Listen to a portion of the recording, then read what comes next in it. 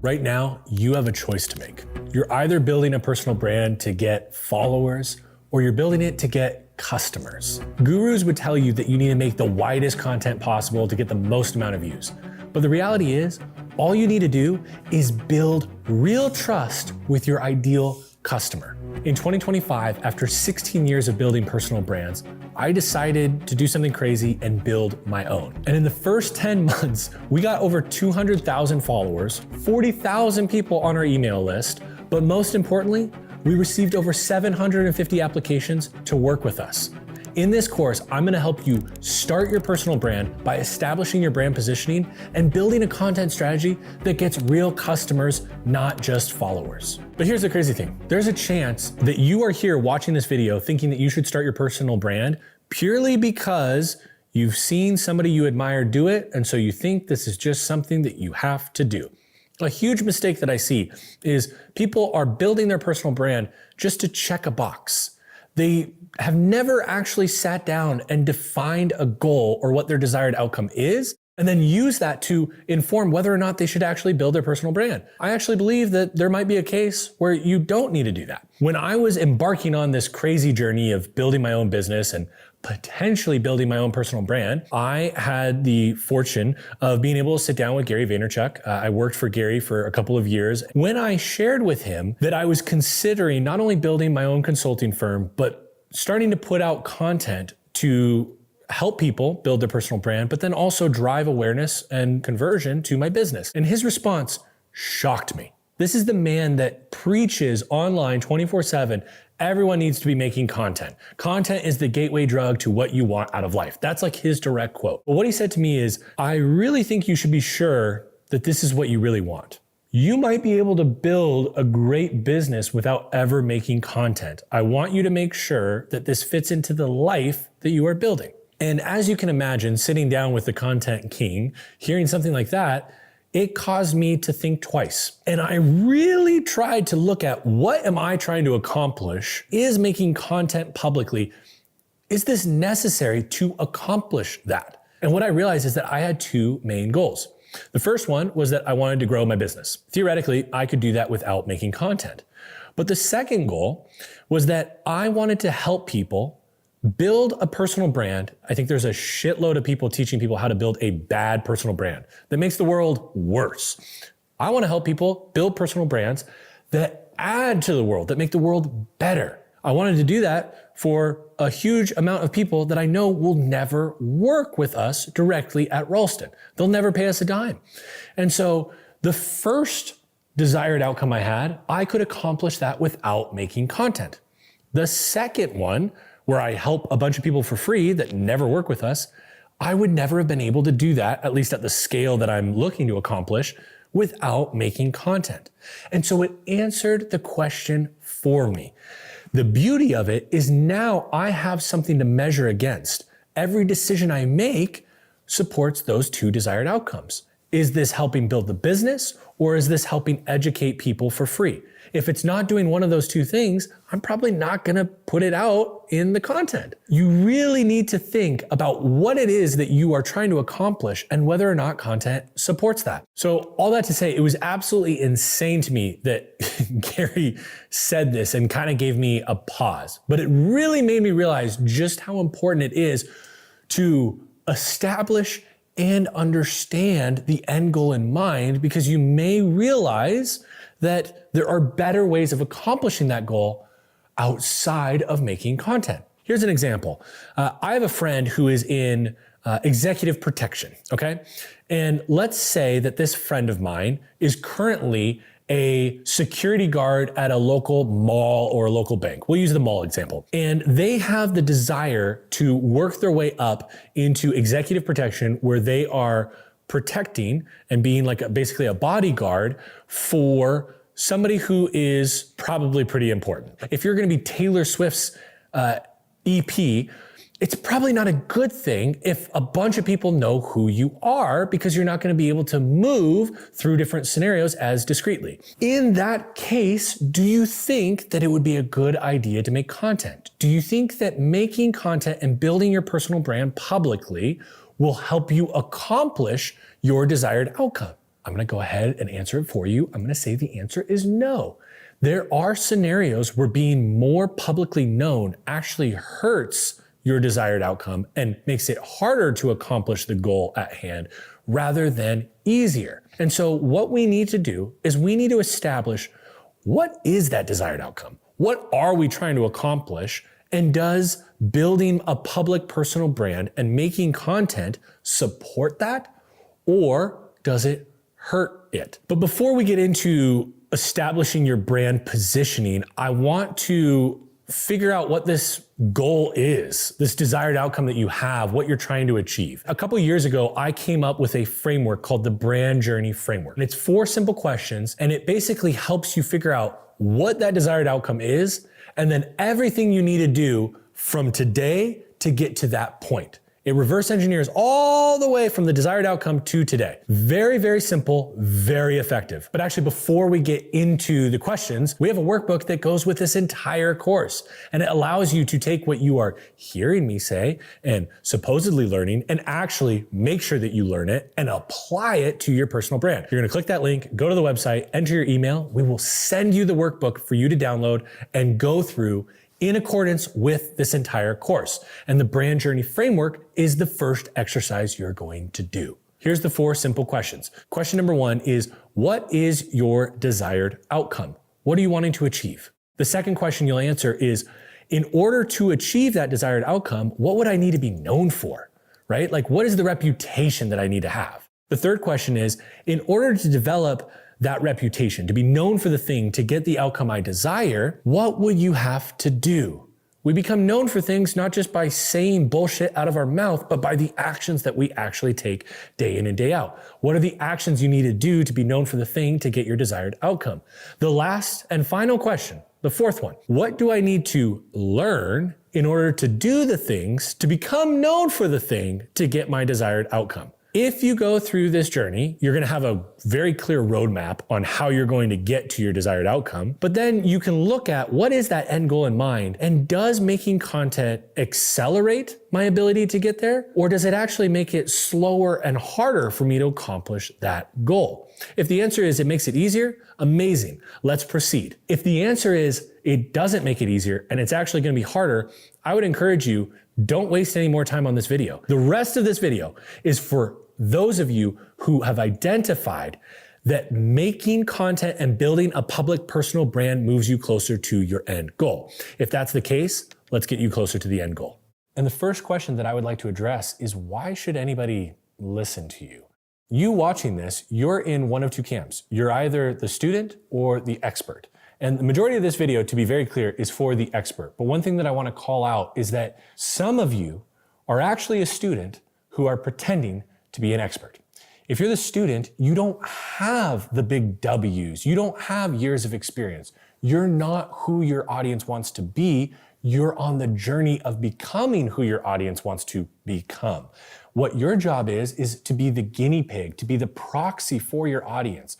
You do all the testing and investing that either goes well or doesn't go well. And so if you're the student, fucking be the student. Don't pretend and posture as the expert. This is where I see so many people get trapped and stuck online. And what you end up doing is you burn trust forever with that audience. So for the students watching, know that you are the student. Now, the expert, I think it's probably pretty clear to you, although you might be somebody who would feel awkward calling yourself an expert. But if you have multiple W's on your resume, if you are the person who your audience wants to become, or you have done the thing that your audience wants to do, then you are the expert.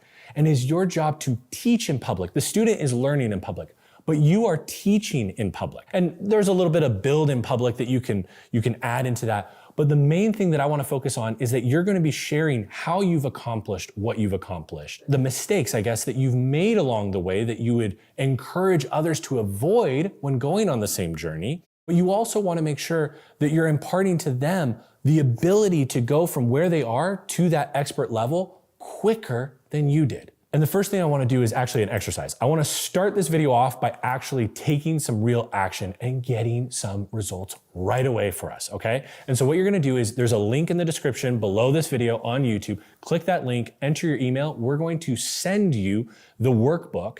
And in that workbook, there's one exercise that I really want to start off with, which is building your bank. Now, for the students watching this, and again, like I said, we're not going to talk too much to the students, but I do want to give you this because I think it's really useful. You're going to build what I call an interest bank. Interest as in what you are interested in. This is a running list of the things that you are studying, you're experiencing, you're experimenting with, you're learning, you're testing. These are all the things that you are on your journey of learning, and your channel is going to be documenting the process of improving or becoming better or working towards becoming the expert in this field. Now, for the experts watching, you need to establish a credibility bank. This is a running list of the things that you've done, you've achieved, you've solved, you've proven, the mistakes that you've made and the lessons that you learned from that. These are the things that you built. These are the successes that you have in your career. And what this does is it builds the foundation that you're going to build and amplify your personal brand off of. Now, a really important note here. For some of you, you might feel like, oh, that's not fair. It's just the way that life is. The reality is the results that you're going to get for your personal brand do have a lot to do with what you put down in your credibility bank. Now, real quick, I don't want you to misunderstand this. I'm not saying make shit up in your credibility bank, but the more impressive the items in your credibility bank are, the more likely you are to have better than average results with growing your personal brand in the first couple of years. It's no secret to me that one of the reasons why we're having the success we're having with building my personal brand in the first year, I mean, hello, we're at over 200,000 followers, over 39,000, maybe even 40,000 people on our email list at this point. Like, it's getting kind of crazy. And I believe that we're being intentional with how we're making our content, but it's not lost on me that I have had several big public W's in my career that have added to the legitimacy and credibility that I bring into the content I'm sharing. For example, rather than listening and watching content on how to build your personal brand from somebody who has only done it for themselves, a lot of people value the fact that I have helped build multiple very big personal brands within the business creator space. And so they know that I'm not just speaking from a tactic point of view, but I'm teaching principles that work in differing scenarios. And so what I want you to do is put together your credibility bank that's in the workbook. You can go in, fill that out for yourself. And what you're going to do is this is the foundation that you draw from and you speak to, because the question that we're trying to answer is, why would anybody listen to you? Well, the answer is in your credibility bank. This is why people will listen to what you have to say. Because if you do more epic shit, you're gonna have more epic shit to talk about. It's a crazy concept. If you aren't impressed with your credibility bank, well, that's fine. You can keep rolling and start building your personal brand, but just know that you should work on building a more impressive credibility bank, which means go do cool shit. For example, if I'm wanting to learn from you on how to climb a mountain, well, if you've only climbed, 5,000, 6,000 feet peaks, that's not that impressive to me. But if you've bagged a bunch of 14ers, you've done Everest, you've done K2 and all of these other crazy summits, well then I'm suddenly going to take what you have to say from a different frame than maybe, Joe, who has only climbed a couple local hills, as we would call them in the Northwest, not mountains, okay? And so the more impressive your credibility, the more buy-in and belief your audience will have with you, and belief that what you're saying is gonna lead them to the outcomes they desire. Now that we are on the path of establishing why people are gonna actually listen to what we have to say, one thing that I wanna stop and do real quick is address burnout. But I wanna hit this from a brand perspective, because I think there's ways that you can burn out from a content creation perspective, but also from actually how you're building your brand and determining your brand positioning. And I believe this happens, burnout, because most creators end up building a brand that they fucking hate. You start talking about shit that you're not actually interested in or passionate about, and definitely not an expert in, but you just see these trending topics that all these other personal brands have built their brand around, and so you assume that you need to do the same. But the reality is if you don't like The brand that you are building, do you really think that you're gonna stick with it for long enough to get the results that you desire? No. And so instead of trying to build a brand that the algorithm tells you, build the brand that excites you. This year, there's been a lot of things that we have chosen to not do from a actual content perspective, from a brand pillar perspective, from a packaging on our content perspective, that we know would actually lead to more views, more subscribers, more followers. We'd get better numbers, but it'd be building a brand that I was embarrassed of, that I wasn't proud of. I can't tell you the amount of times that I have met with different individuals who they make YouTube content as an example, and they're consistently putting out YouTube videos. But here's an interesting little element. They won't text those YouTube videos to any of their friends. They won't share it with anybody whose opinion they actually care about. Why? Because they are embarrassed of the brand that they are building. And to me, that is just a countdown clock to quitting. If you quit, you don't get your desired outcome. And so I really want to just take this moment really quick here for you to be very intentional with how you're crafting this. As we move through the rest of this video and the rest of the exercises that you're going to go through in your workbook, I want you to be very thoughtful. Don't think through the lens of what do people want? What is going to get the most views? What are people going to be most interested in? That's not the first question that you should be asking. The first question that you should be asking and answering is, what am I going to be most proud of? What is going to make me most stoked to continue doing this? What am I wanting to put out into the world to show who I am as a human, not this curated caricature version of me that I've crafted so that the algorithm works in my favor? What you want to do is you want to talk about your core subject matter, right? Like for me, it's personal branding. And within personal branding, you have a bunch of different subtopics. But in addition to that core subject matter, you want to inject elements that show you, the human. You don't want your brand, in my opinion, to be based around just one sole thing, because you, the human, more than likely, is not based around one sole thing. And so that's why in my content, I will reference my Harley Davidsons, or the fact that I love metal, or the fact that I'm the biggest Seahawks fan imaginable, other than the guys that wear no shirts and they paint Seahawks across their chest in the middle of winter during the Seahawks games. I'm trying to share, in addition to the value I'm trying to provide you, I want you to know who I am as a human. One, because I'm interested in those things, I'm passionate, and I'm gonna want to talk about them. When I'm sitting and talking with my friends, those subject matters and those topics naturally come up. They should be coming up in the content as well, rather than trying to hide who you are and think that there's this world where you only talk about one thing ever, because that's what so many of the gurus online have told you to do. That is maybe a way to grow really quick on the platform, but it's also a way to quit really quickly from the platform. And so again, I am trying to help you build something that is sustainable.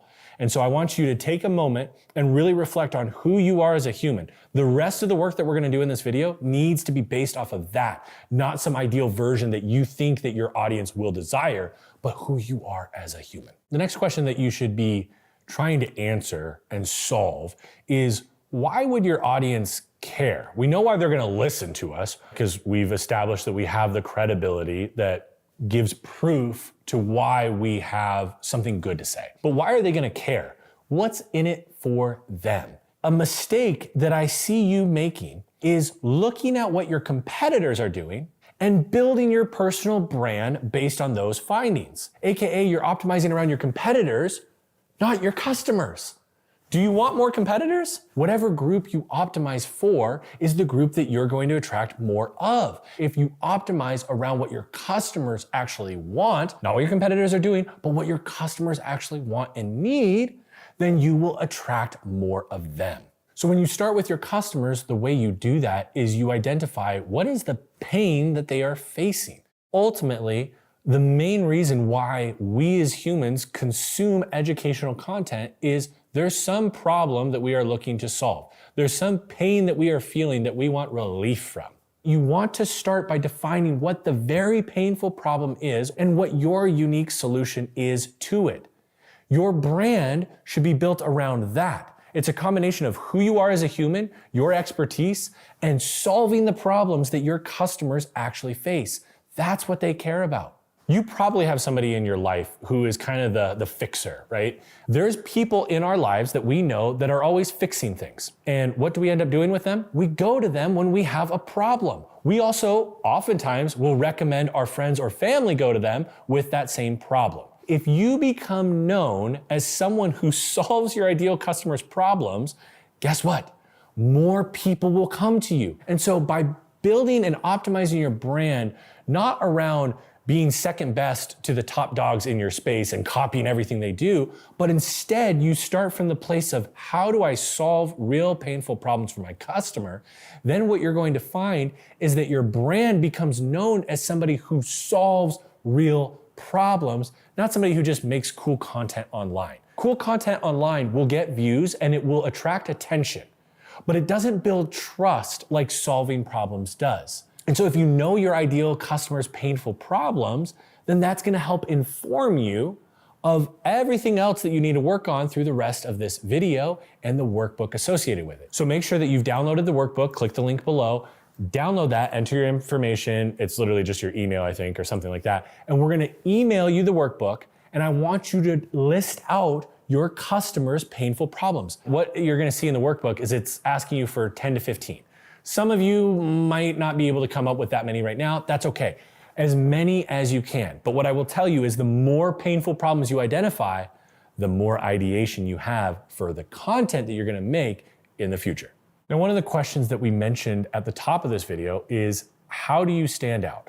And I'm sure this hits a painful nerve for you because more than likely you feel at some level like your space, your niche is saturated. You feel like there are a lot of individuals who are making content talking about the thing that you would be talking about or you are currently talking about. That's very real. There are more content creators online today than ever before. I think there's something like 700,000 hours of YouTube content uploaded every single day. Like, it's fucking absurd out here. And so you need an intentional and strategic way of actually standing out. And I believe that there are 3 different main levers that you can pull to stand out. Now, 2 of them are in your content, but today what I want to talk about is your contrarian belief. And this is the biggest lever in terms of the 3 levers that you can pull to stand out. I think this gives you the greatest returns out of all 3. Like, you can take the other 2, combine them, and they won't come even close to identifying your contrarian belief. This is the way that I believe you are gonna get the best traction the quickest. You know that whole 80-20 principle that everybody always talks about? Well, I will tell you, this is your 80%. This is the thing that's going to drive the actual growth and make all the other things and initiatives you do for growing your personal brand a lot easier. Now, when I say contrarian belief or contrarian take, people misunderstand this. I've been on podcasts where I'll say that and they immediately regurgitate it, but instead of contrarian, they say controversial. I want to distinguish and define contrarian versus controversial because I will never, ever, ever tell you to be controversial for controversy's sake. I think that is a terrible, terrible approach. See, your contrarian belief is when you are going against the dominant belief because you actually genuinely believe it. You are incapable of not sharing this belief because at your core, it's so fucking true. Now, a controversial belief, on the other hand, is when you're taking a position because you know it's going to trigger people. This is when you design your statement to get a reaction. There are plenty of people that take this strategy on. There's plenty of people that preach it. And by all means, you do you, boo-boo. I am all for you taking whatever approach you desire. But what I will tell you is if you build that brand, you start to get known as somebody who is controversial. For you watching this, you've probably not been in these rooms, but I've worked with some of the biggest personal brands in the business world. And what I will tell you is that they avoid people who are highly controversial like the plague. Nobody who has a really strong established brand who is very thoughtful about the associations they make, they're not going to want to pair themselves with you if you're building just a controversial brand for controversy's sake. Most people who build a controversial brand, they're kind of known as a loose cannon. You don't know where that controversy is going to be aimed. I encourage you, build a contrarian belief, not a controversial belief. Now that we have that defined, let's go into how you go about building your contrarian belief. I really want you to identify the belief that you have that is fundamentally different than the other individuals in your space, in your niche, and be able to articulate that to your audience consistently. A couple examples that I think might help you understand just how impactful having a contrarian take is. Sometimes, as a side note, the contrarian take, when you hear it after the fact, you're like, that was contrarian? That's insane. Yvon Chouinard, and I hope I'm pronouncing that right. If I'm not, let me know in the comments. He is the CEO and founder of Patagonia. And he was in an industry, the outdoor apparel world and industry, where they were hardcore about mass consumption and they prioritized profits over everything. He came onto the scene and built a company based on the belief that you should prioritize environmental stewardship, aka taking care of the fucking environment, rather than prioritizing profits. And so his actions followed. All the things that he has done within Patagonia point to the fact that he is actually caring more about the environment than he is about profits. And now he's known as the model for building an organization where it's value-led, not profit-led. And another example, the final one that I want to share, is Reed Hastings with Netflix. Everybody thought that people loved, absolutely adored, and held tightly the ability to go to their local Blockbuster or video rental store, there was the Hollywoods and all the other ones, and pick out the VHS. They wanted to physically hold them and read the back in order to understand what the video was going to be about. And Reed had this crazy contrarian belief that actually people don't want to leave their house. They want to be able to select a movie from their couch, have it delivered to their front door, be able to watch it, and then return it without ever leaving their home. And I think it's pretty obvious that contrarian take kind of worked. He started by shipping DVDs, right? So that you wouldn't have to go to the local store. You could just open your front door and boom, there it is. Watch it, open your front door, place it right back in the mailbox, and off we go. And eventually that evolved into not even having to open the front door, just having to literally flip on the switch of the TV and boom, you can stream. And I think it's pretty clear where that contrarian take not only took Reed Hastings and Netflix, but took the entire entertainment industry as a whole. Streaming is now the #1 thing. That's what everybody is doing, right? Every single network that we used to watch on cable now has their own version of an OTT. I just can't hammer home just how important it is to have your contrarian belief. This is how you are going to stand out from all the other individuals in your space, in your niche. Hey, you're here because you're investing all of this time, money, and effort to build your personal brand, and you're not seeing any results. You might be seeing your views going up, but oftentimes sales aren't matching. It reminds me of one of the clients that we worked with this year. High-level media team, absolute gangsters, yet they hit a plateau. See, from a views and subscribers perspective, they were growing like crazy. But from a business perspective, all of this new attention was not converting into leads. It's because they thought they were making educational content when in reality, they were making entertainment content. So we walked them through our principles and tactics of how to make educational content, not entertainment. Their previous average per video was 4,000 to 5,000 leads. This video got over 20,000 leads. And even though they weren't optimizing for this, that video ended up being their #3 video of the entire year with over 1 million views. This is why we created Ralston Select. Click the link in the description below if you want more information. Now let's get back to the video. So clearly, a great business and a great brand can be built off of a contrarian belief. But the question that you are probably asking is, how do I figure out what mine is? How do I know what my contrarian belief actually should be? Now, there's a chance that you actually do know it off top, right? Like, that was me. For years, I had been hearing people preach going viral and maximizing for views. And I just knew at my core that was not the right way to build a personal brand where you're trying to actually grow your business if you sell a high ticket offer. It just didn't make sense to me. I knew it. And so when I would hear those things, I would have that reaction that I described earlier. My blood would boil, the hair on my neck would stand. Like, I would get a little annoyed and irritated. The first thing that you can think of is, what do you hear people in your industry say that rubs you the wrong way, that makes you go, I don't know if I completely agree with that? I guarantee there's several of these industry tropes that are out there that you fundamentally view differently. But if you are struggling with coming up with what your contrarian belief is, you don't totally know what it is, I have a very simple exercise that I want to walk you through that I think is wildly useful and will provide immense levels of clarity on what your contrarian belief could be, or potentially provide you several that then you can go and test in your content. It's called the 2-column approach. And what I want you to do is you're going to draw out 2 columns, or if you downloaded that workbook, you actually have this table right in front of you so you can fill it out. On the left side, you're going to write down all of the different things that people in your space or niche say that you disagree with. And on the right side, you're going to write out what your view of that is. I also, in addition to the statements that they say, I want you to write out the things that your competitors do that you disagree with, that you don't like, or that you think your customers hate. If you're an agency and most agencies are really slow to respond, terrible with communication, and not organized. That is less of a statement that they're making and more of their actions. And so what I want you to do is identify that on the left side. And then on the right side, I want you to write out what you would do differently. What this is it ends up being a list of contrarian takes.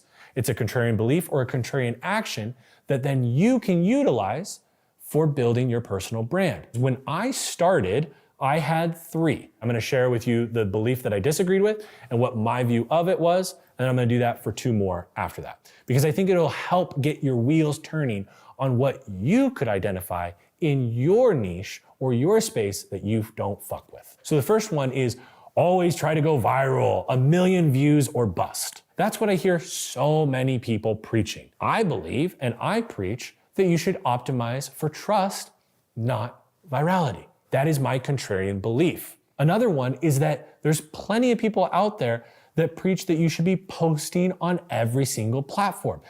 Volumes, mountains of content that you should be posting daily on every single platform imaginable. And the moment that a new platform appears in the App Store, you better download that, sign up for a new account, and be posting at least 20 times a day on it. Like it's crazy, right? And sure, that probably works, but it's not practical. I believe that you should build a system that you will actually stick with, not what your favorite creator does, okay? You need to build it around you, not optimizing around them. The third one is that you need your media team to fear you in order to respect you and listen to what you have to say. And it sounds kind of audacious when I say this, but if you're not in this world and you don't lead media teams and work with a lot of people that do, well then you might not realize this, but this is a very, it's weird, but it's a common belief that a lot of people have. And my contrarian belief, my contrarian take on that is that you need to create an environment of psychological safety or the work will suffer. Creative will suffer if they don't feel safe to take risks. And so these are the 3 contrarian takes that I entered onto the scene with. When we first started building my personal brand, I talked about all 3 of these in podcasts and in my content. But what I did is I started to notice that one of them was clearly resonating with the audience more than the other 2. We're at a point right now where all of a sudden I'm seeing more and more people talk about optimizing for trust than virality.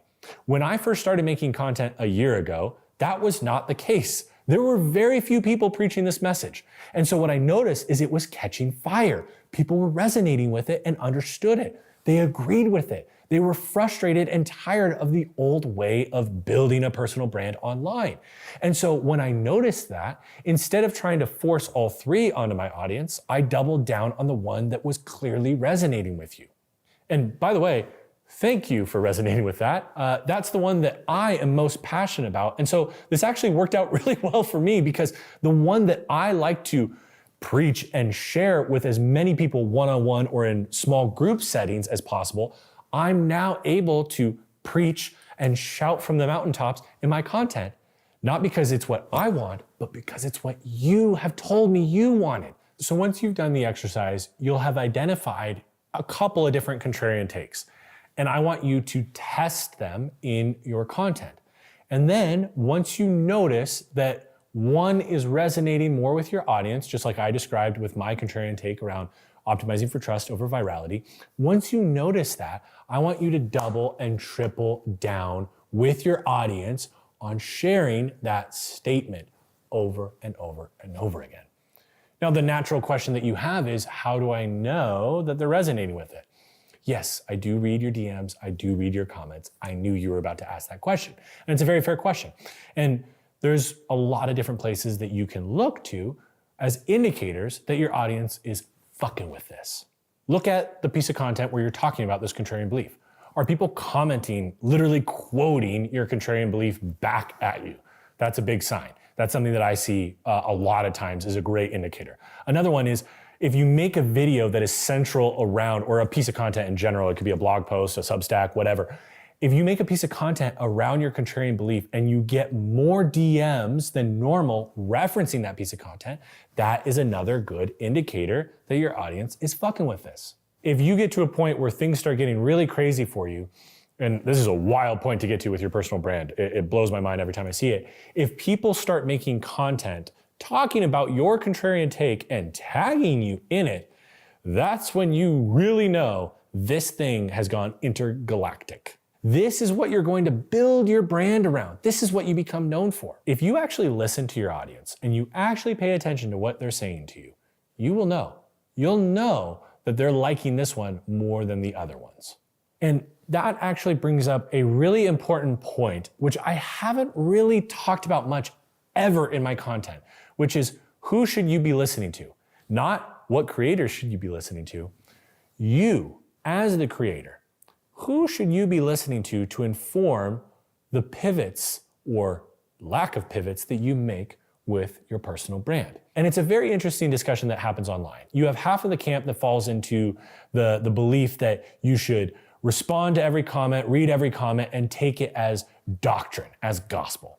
And then you have the other camp that is like, ignore the comments completely, make whatever you want, and never take into account what they have to say. And I think there needs to be a happy medium. But first we need to define, what are you doing?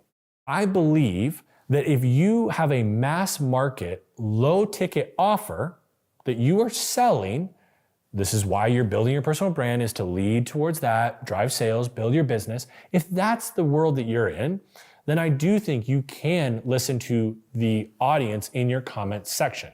If they're saying that they want more of something or they want less of something, I think it's worth listening to them. Now, on the flip side, if you have a narrow market, high ticket offering, I don't know that it makes sense to listen to what the audience is saying in your comment section to dictate how you build your personal brand. I think you need to go to a different group of people. I think what you need to do is look at what your customers are saying, what they want more of, what the questions are that they have. That's what you want to optimize around, because whatever group you optimize around is the group that you're going to get more of. Do you want more followers or do you want more customers? For me, I want more customers. I love that you are subscribed to my channel. If you're not, you should hit that subscribe button. I've never said that before, but it just felt natural here. But I'm not looking to build my follower count. I'm looking to build my business. And so I want to optimize. I care about everyone who's watching the content greatly.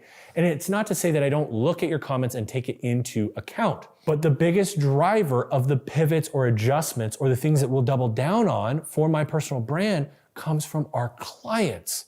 And so back to noticing that people were resonating with optimizing for trust, not virality. Yes, the general audience was fucking with that very clearly. But more importantly, my ideal clients were. I was getting DMs from people that I knew but had never worked with for years that were saying, oh my God, this makes so much sense. I click with this.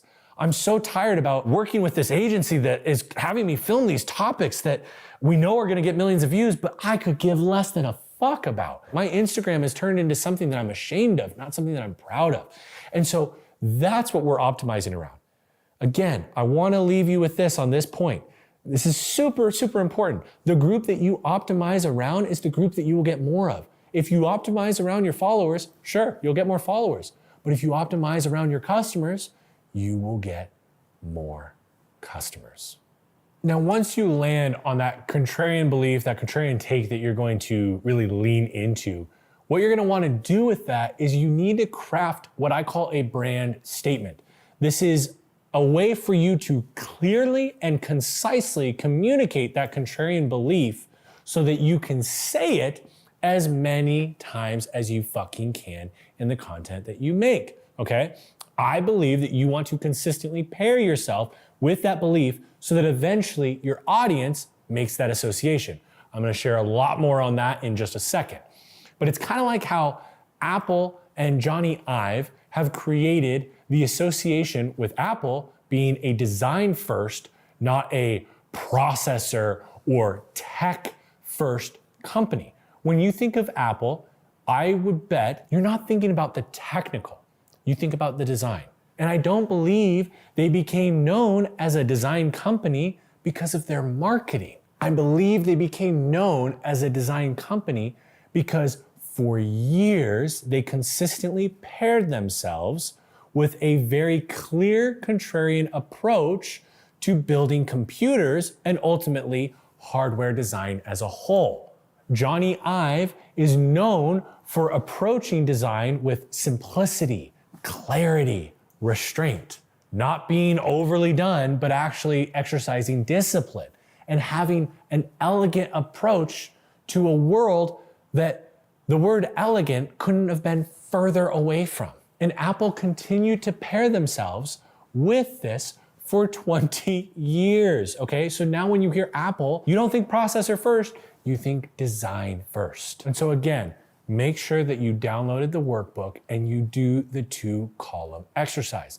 This is going to give you the ammo that then you can go into the world making your content to test which of these contrarian takes, which one is resonating with the customer or the audience that I'm optimizing for. My ideal customer, that's what you want to optimize around. Again, if you have a mass market low ticket offering, cool. Your ideal customer is loud in your comments. But typically, if you have a high ticket, narrow market offer, what I have found is my ideal client, more often than not, they end up texting, DMing, or emailing me rather than commenting publicly on the piece of content. And I don't need to get into the why behind that, but that's just the reality. And so in my world, I'm optimizing more around the private messages I'm receiving than the public comments I'm getting. And so that pairing that we're talking about of Apple pairing themselves with design first thinking leads to an association. If you haven't heard me define these terms, I want to actually define branding and brand for you, because this is how you're going to determine how you want to be viewed. At its core, branding is just a pairing of things. And I believe that brand is the byproduct of that. A good brand is when your audience inherently associates you and the thing that you are intentionally pairing yourself with. If Apple is for 20 years straight consistently pairing themselves with design first thinking, it's no surprise for us that the association that we draw upon very quickly when thinking of Apple is design. That's how this actually works. That's how branding works and how the byproduct occurs, which is brand. A really simple example is below this cool shirt that I just recently got, below it is a black t-shirt, just plain, right? And if you see me in a plain black t-shirt, there's not that much to draw upon. You're more looking at maybe, my rings, my glasses, my hat, whatever.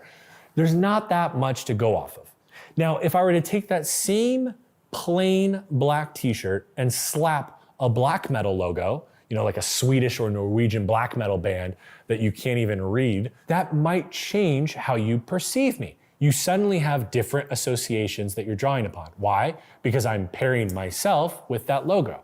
Now, if we were to exchange that black metal logo for a Hello Kitty logo, might be a different perception, might be some different associations that you draw upon, right?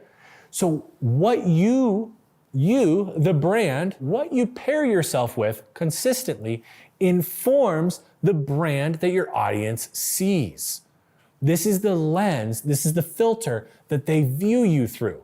And so you want to be very thoughtful and strategic with the pairings that you make. Knowing this, I think you're going to want to be a little bit more thoughtful with the words that come out of your mouth and the people that you show up publicly with. And so the formula that you can think of is pairing times consistency equals an association. Pairing times consistency equals association.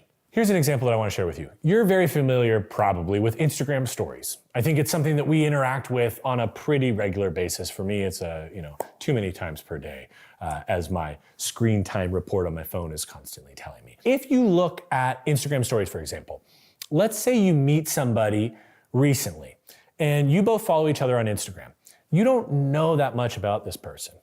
And so what's going to end up happening is whatever you see them consistently posting in their Instagram story is going to shape the brand that you develop or the brand that you view them through, the lens that you view them through. For example, you connect with Sarah and you now follow Sarah on Instagram. And suddenly you start noticing that Sarah posts a lot of black metal songs in her stories. What are you going to assume? It's simple. It's not like some loaded question. The answer is you're going to assume that she's into black metal, right? Pairing times consistency equals association. She is consistently pairing herself with black metal songs. And so the association is she must like black metal. Now, if you're one of those people who love Amish romance novels and you're posting a screenshot of your favorite Amish romance novel in your story, I'm going to make the assumption that you like Amish romance novels. And even more than that, if I have known people in my life previously who have liked Amish romance novels, I am going to associate not only you with the Amish romance novel, I'm going to associate you with what it means in my life to like an Amish romance novel.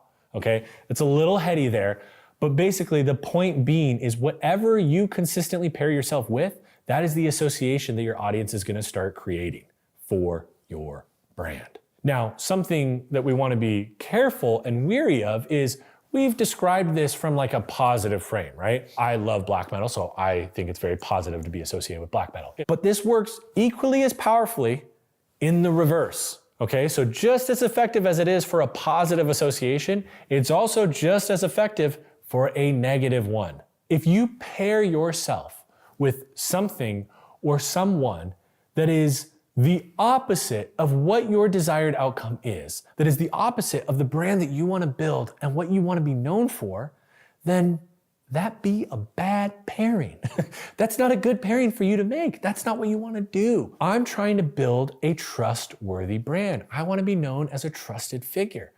And so knowing that this is how branding works, it would be really fucking stupid of me to start consistently showing up online with people who are known as untrustworthy characters. If I show up with untrustworthy individuals consistently, you are going to start wondering if I'm trustworthy myself. Like I said, these associations are the lens that your audience views you through. And the way that you can actually control and set these associations is by being intentional with the pairings that you consistently make. Now, I'm a huge fan of reverse engineering from a desired outcome to today. I try to apply that way of thinking to as much that I do in my work life and in my personal life as humanly possible. And it's what I want to do here with your desired associations. In that workbook that if you haven't downloaded yet, click the link in the description, enter your email, we'll email you the workbook.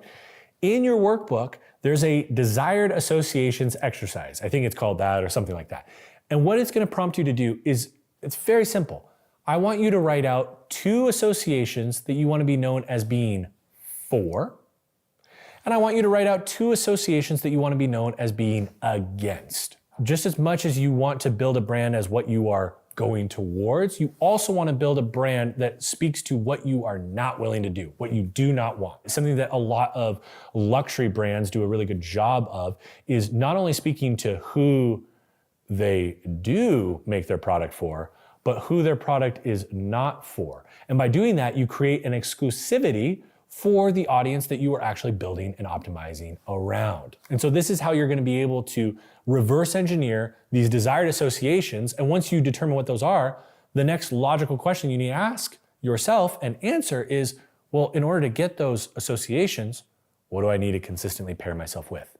This gives you the actions in order to shape the associations that your audience makes when thinking of your brand. It's no longer this crapshoot where you're, pulling the lever at the slot machine and hoping that you get all 3 bananas. Like, this is how you do it intentionally, not with guesswork. Now, watching this video, you're probably at the beginning of building your personal brand, or you saw this and realized you don't like your personal brand and you want almost like a restart or a refresh. And so what I'm about to walk you through at this stage that you're at might feel absurd. I want to walk you through and talk about some brand threats. And in the beginning stages, this feels audacious. This feels insane. Like you can't even imagine that there would be a threat to your brand right now because you're just in the beginning stage. But let me tell you, this is a very, very real thing. There's been several incidents this year where people have come to us and worked with us for a short period of time purely to help solve a problem they were having with their brand publicly. You know, one could call it a little PR disaster moment. And this is something that I think, sure, you're gonna have things that you can't predict, but a lot of the time, if you build with the right foundation, I think you can avoid a lot of these brand problems and brand threats that a lot of personal brands find themselves encountering in the first couple of years of establishing who they are online. And the thing that I want you to really be thinking about is what you say now publicly creates the lens that your audience is going to view you through. And what you claim that you are strong and staunch about, your audience will hold you to that for a lot longer than maybe you realize right now. Like maybe you hate how authors or subject matter experts pump out a new book every year because that indicates that it must be a shitty or low quality book. I believe that if you say that enough, a year, 2 years, 3 years, even 4 or 5 years down the road, it might be very difficult for you to ever do something like put out a book every single year, or even just put out a book in general. And this might seem surprising to you, but you'll be shocked at how much your audience can latch on to some of these messages. You have no idea what the future holds. And so I would encourage you, I'm not saying don't take any strong stances, but keep your optionality open.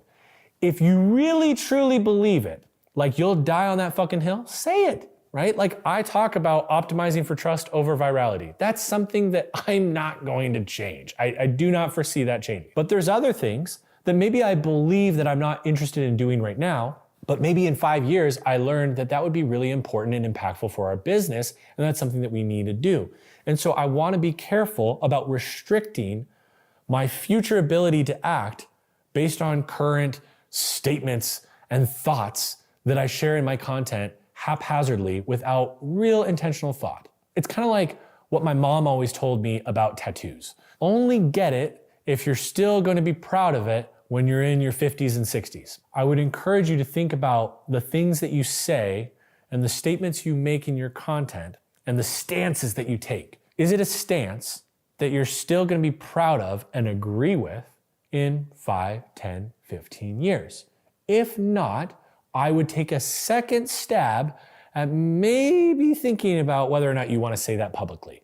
Because what you can end up doing is actually creating a prison that your brand lives within and cannot escape. For example, there was a time where I was working with a creator where it became wildly difficult for us to sell a product that we were selling and had, because they had built the expectation for a long time that they were just giving away free content and that was all they were ever going to do. Even though they had given a lot of goodwill to the audience and done really well by the audience, when they went to make this transition of informing their audience of an offer they had, their audience got pretty pissy about it.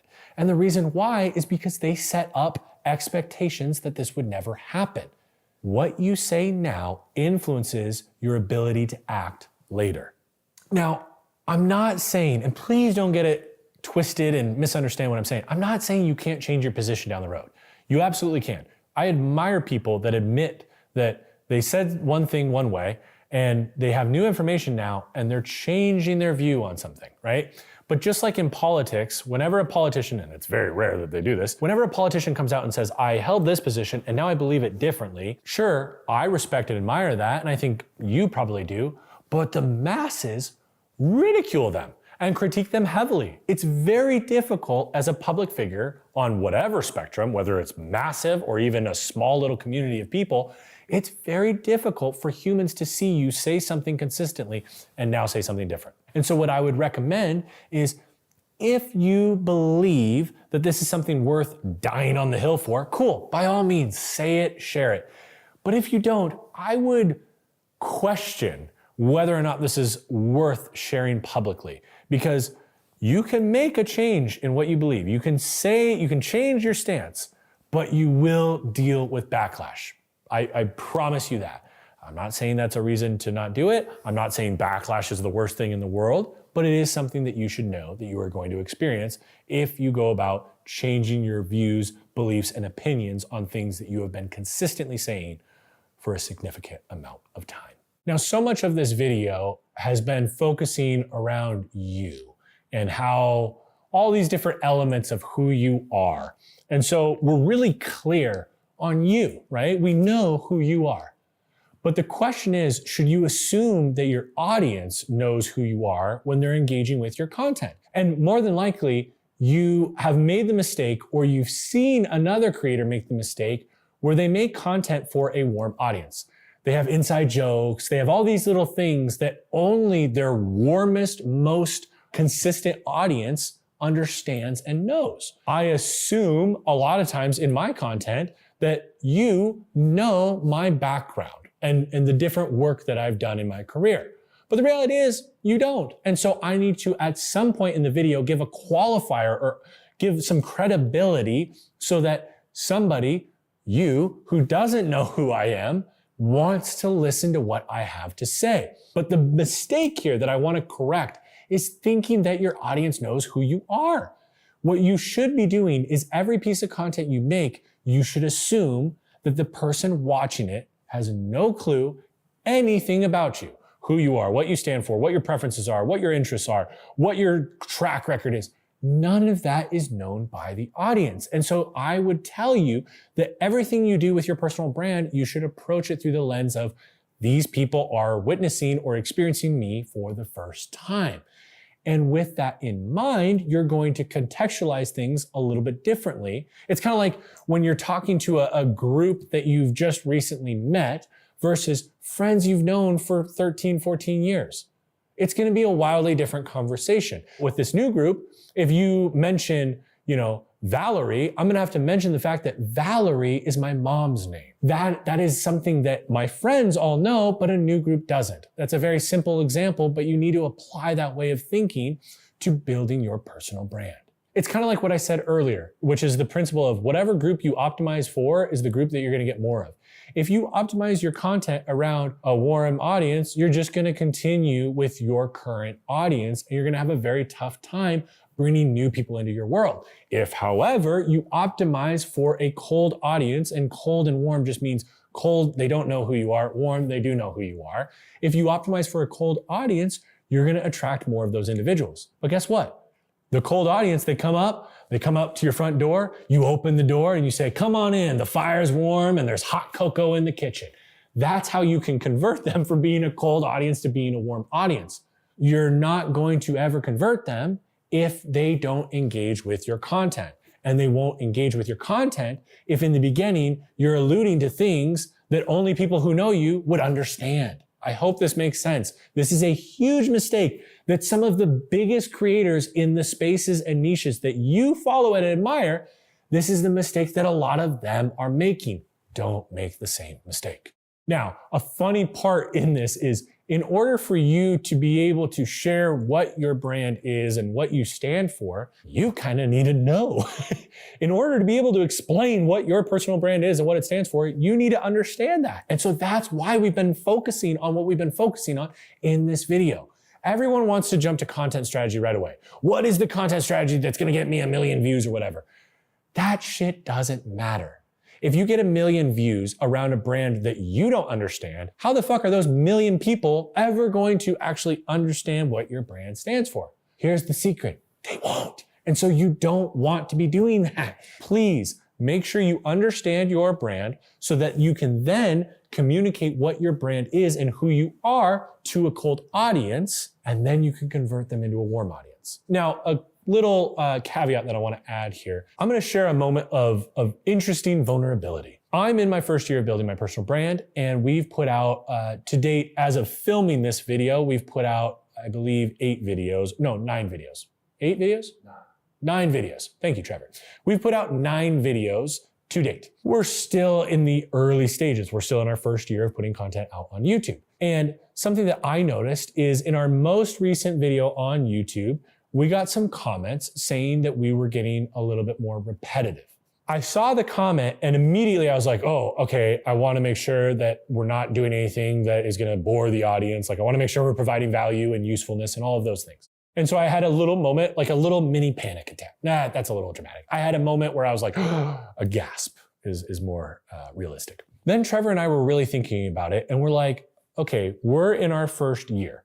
So yes, we are going to optimize our content around a cold audience.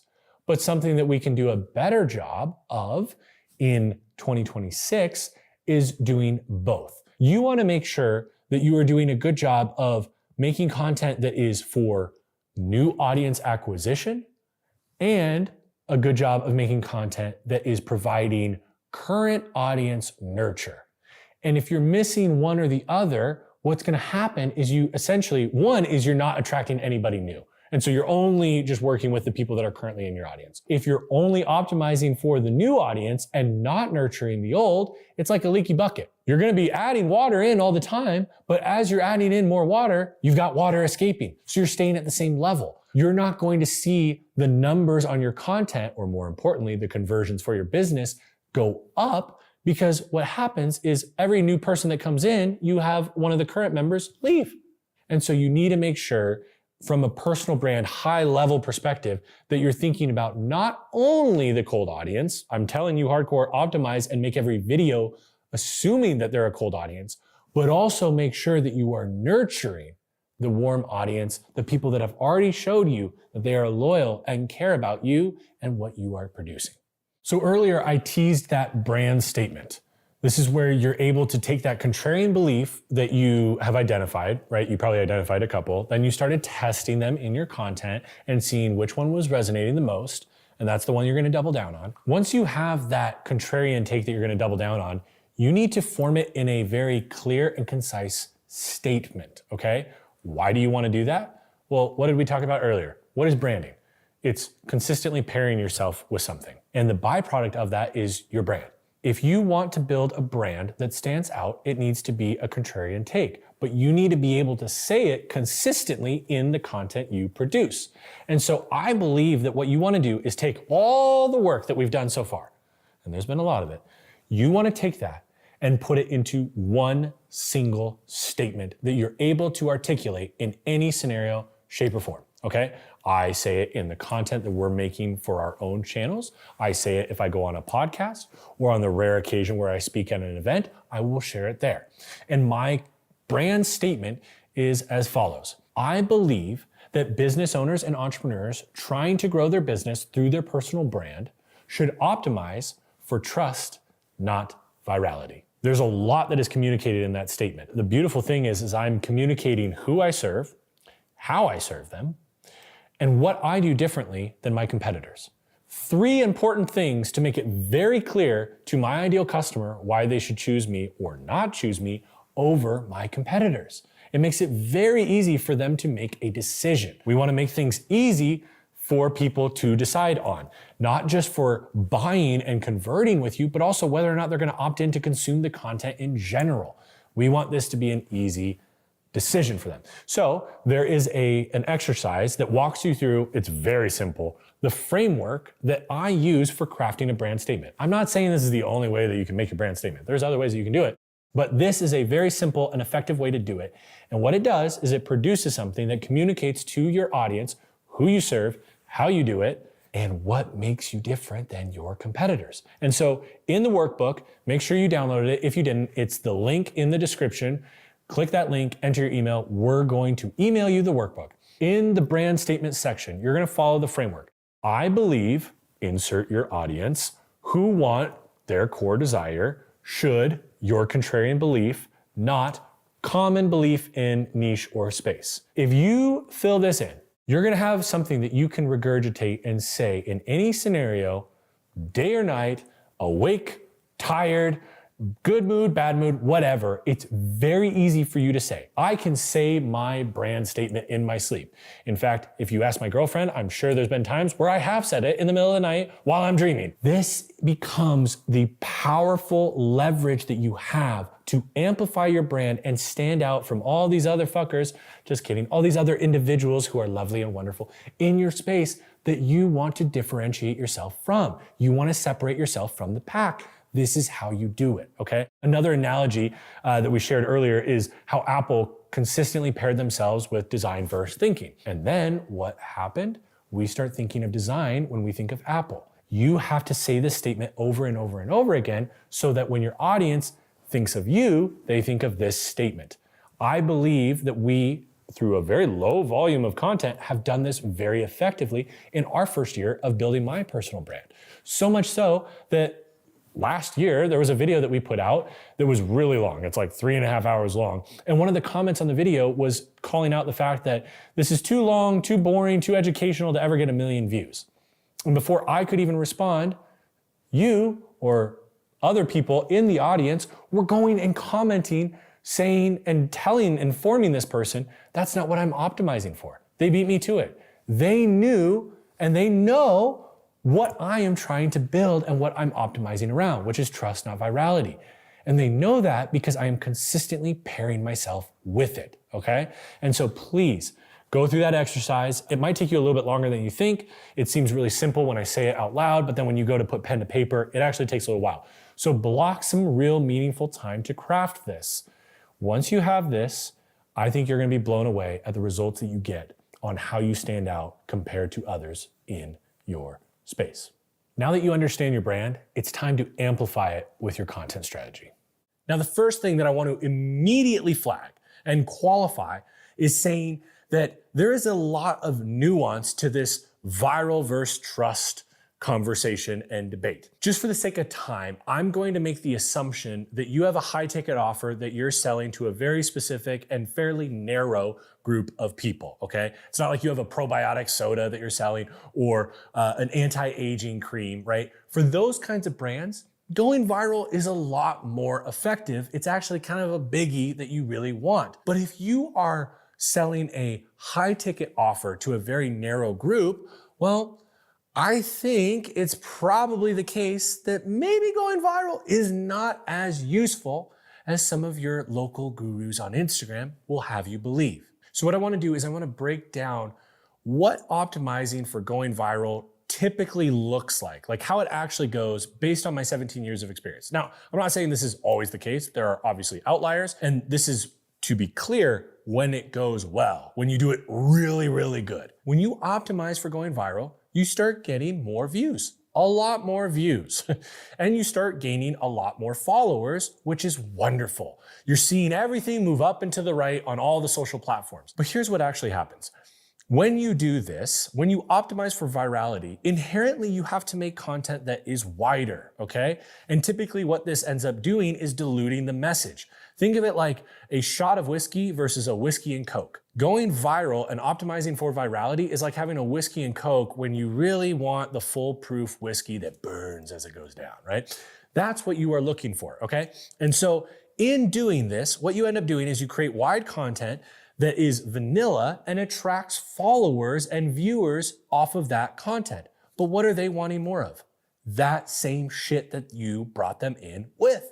It's not like they're coming in from some really wide vanilla piece of content and all of a sudden being like, yes, I would love a very deep breakdown on how I can conduct my marketing funnel from Instagram to my email and then convert on the back end. Like, they don't give a fuck about that shit. And so what I have seen, and I have been a part of a team where the creator wanted to do this, okay? And what happens is originally you're building and optimizing your audience around solving problems for them, taking the painful problems that they deal with and helping them solve them. But over time, as you go wider, you no longer serve their need. So what do they stop doing? Consuming your content. So what you're doing is you're bringing in all these people that are not interested in the high ticket niche offer that you have, And they're coming in, but they don't care to buy. They have no interest in it. Meanwhile, the people that were buying from you are now tuning you out because your content no longer serves them. So as views and followers are going up to the right, guess what sales are doing? Straight down. It suddenly becomes so clear. You end up alienating the people that actually want to buy from you. How dumb, right? Yet you are considering doing this. I've considered doing this. Many creators that I love and respect and admire and look up to have considered or have done this in a season. You don't have to make that mistake. I'm sharing the mistake with you right now so you don't have to go down that road and learn this lesson the painful way. Because what I will tell you is it is extremely painful to wake up one day and realize the people that were buying from you no longer give a shit about what you're putting out because what you're putting out does not serve them.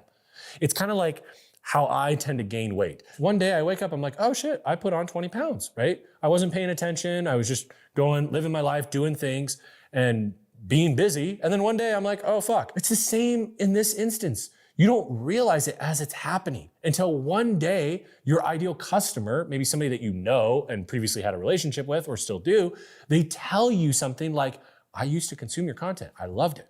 I haven't watched a single video in the last 6 months because none of it has helped me. None of it has been helping me solve the problems and the painful problems that I have within my business or whatever use case you're making content around, right? Maybe you were helping people lose weight and keep track of their calories and, get at least 15,000 steps a day, whatever. And suddenly you're starting to make videos where you're comparing candy bars. That's no longer serving your customer's need. And so what's going to happen is they're going to start to tune out your content. Now, on the other hand, if you optimize for building trust, I believe that is going to provide insane results for your business. Why is that going to provide insane results? Well, I think in order to answer that question, we have to define what trust is. And I have a very simple definition that I think will be very useful for you.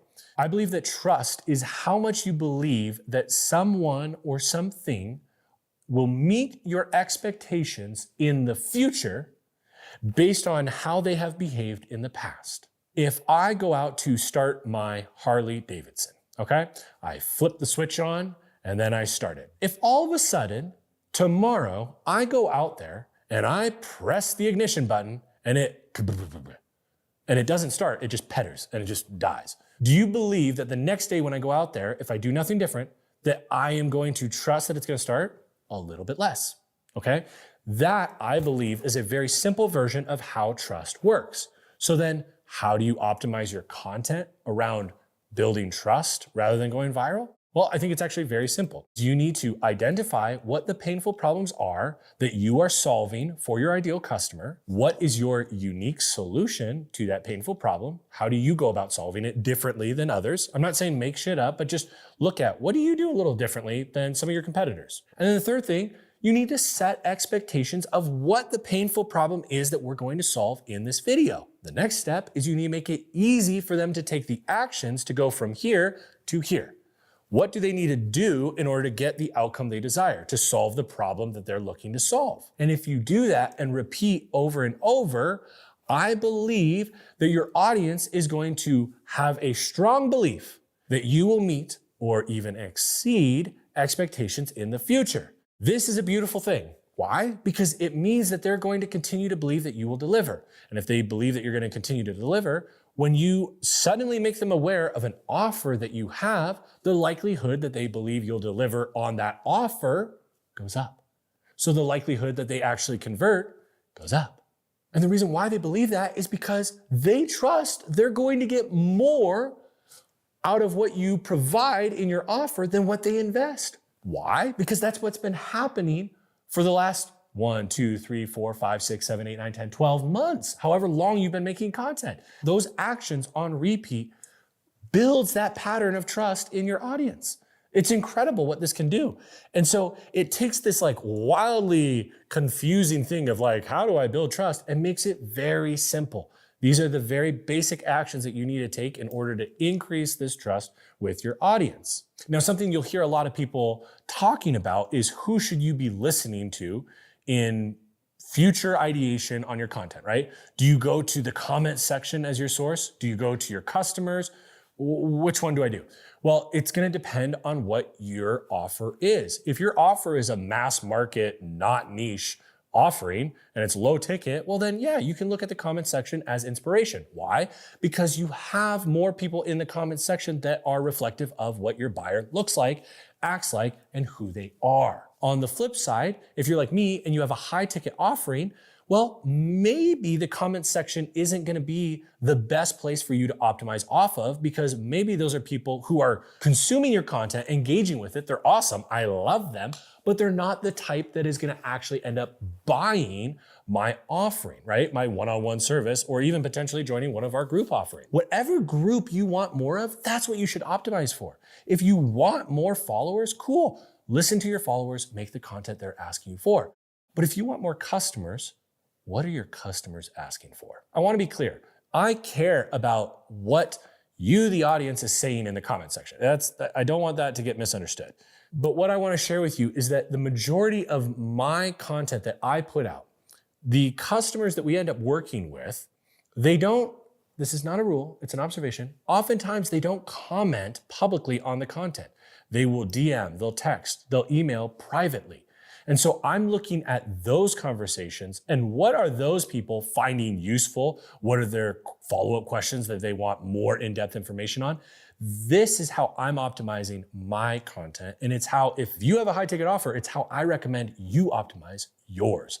This is the source that you want to go to, your customers, not necessarily your followers. But the thing is you're never going to get to the point of reaching your ideal customer, because it's not like the first video you put out, boom, all of a sudden thousands of people are seeing it. That's not what usually happens. You have to go through the painful period of doing this for a while with very little results. And the only reason that you're going to stick with it is if you build a system and a foundation that is actually sustainable. Not trying to copy what your favorite content creator is doing, not trying to replicate what the guru on your Instagram feed is telling you need to do by being on every single platform all at once, posting 10 to 20 times a day. That's ludicrous. I mean, there's a crazy stat that up to 73% of people who start making content quit within their first year. Within their first year.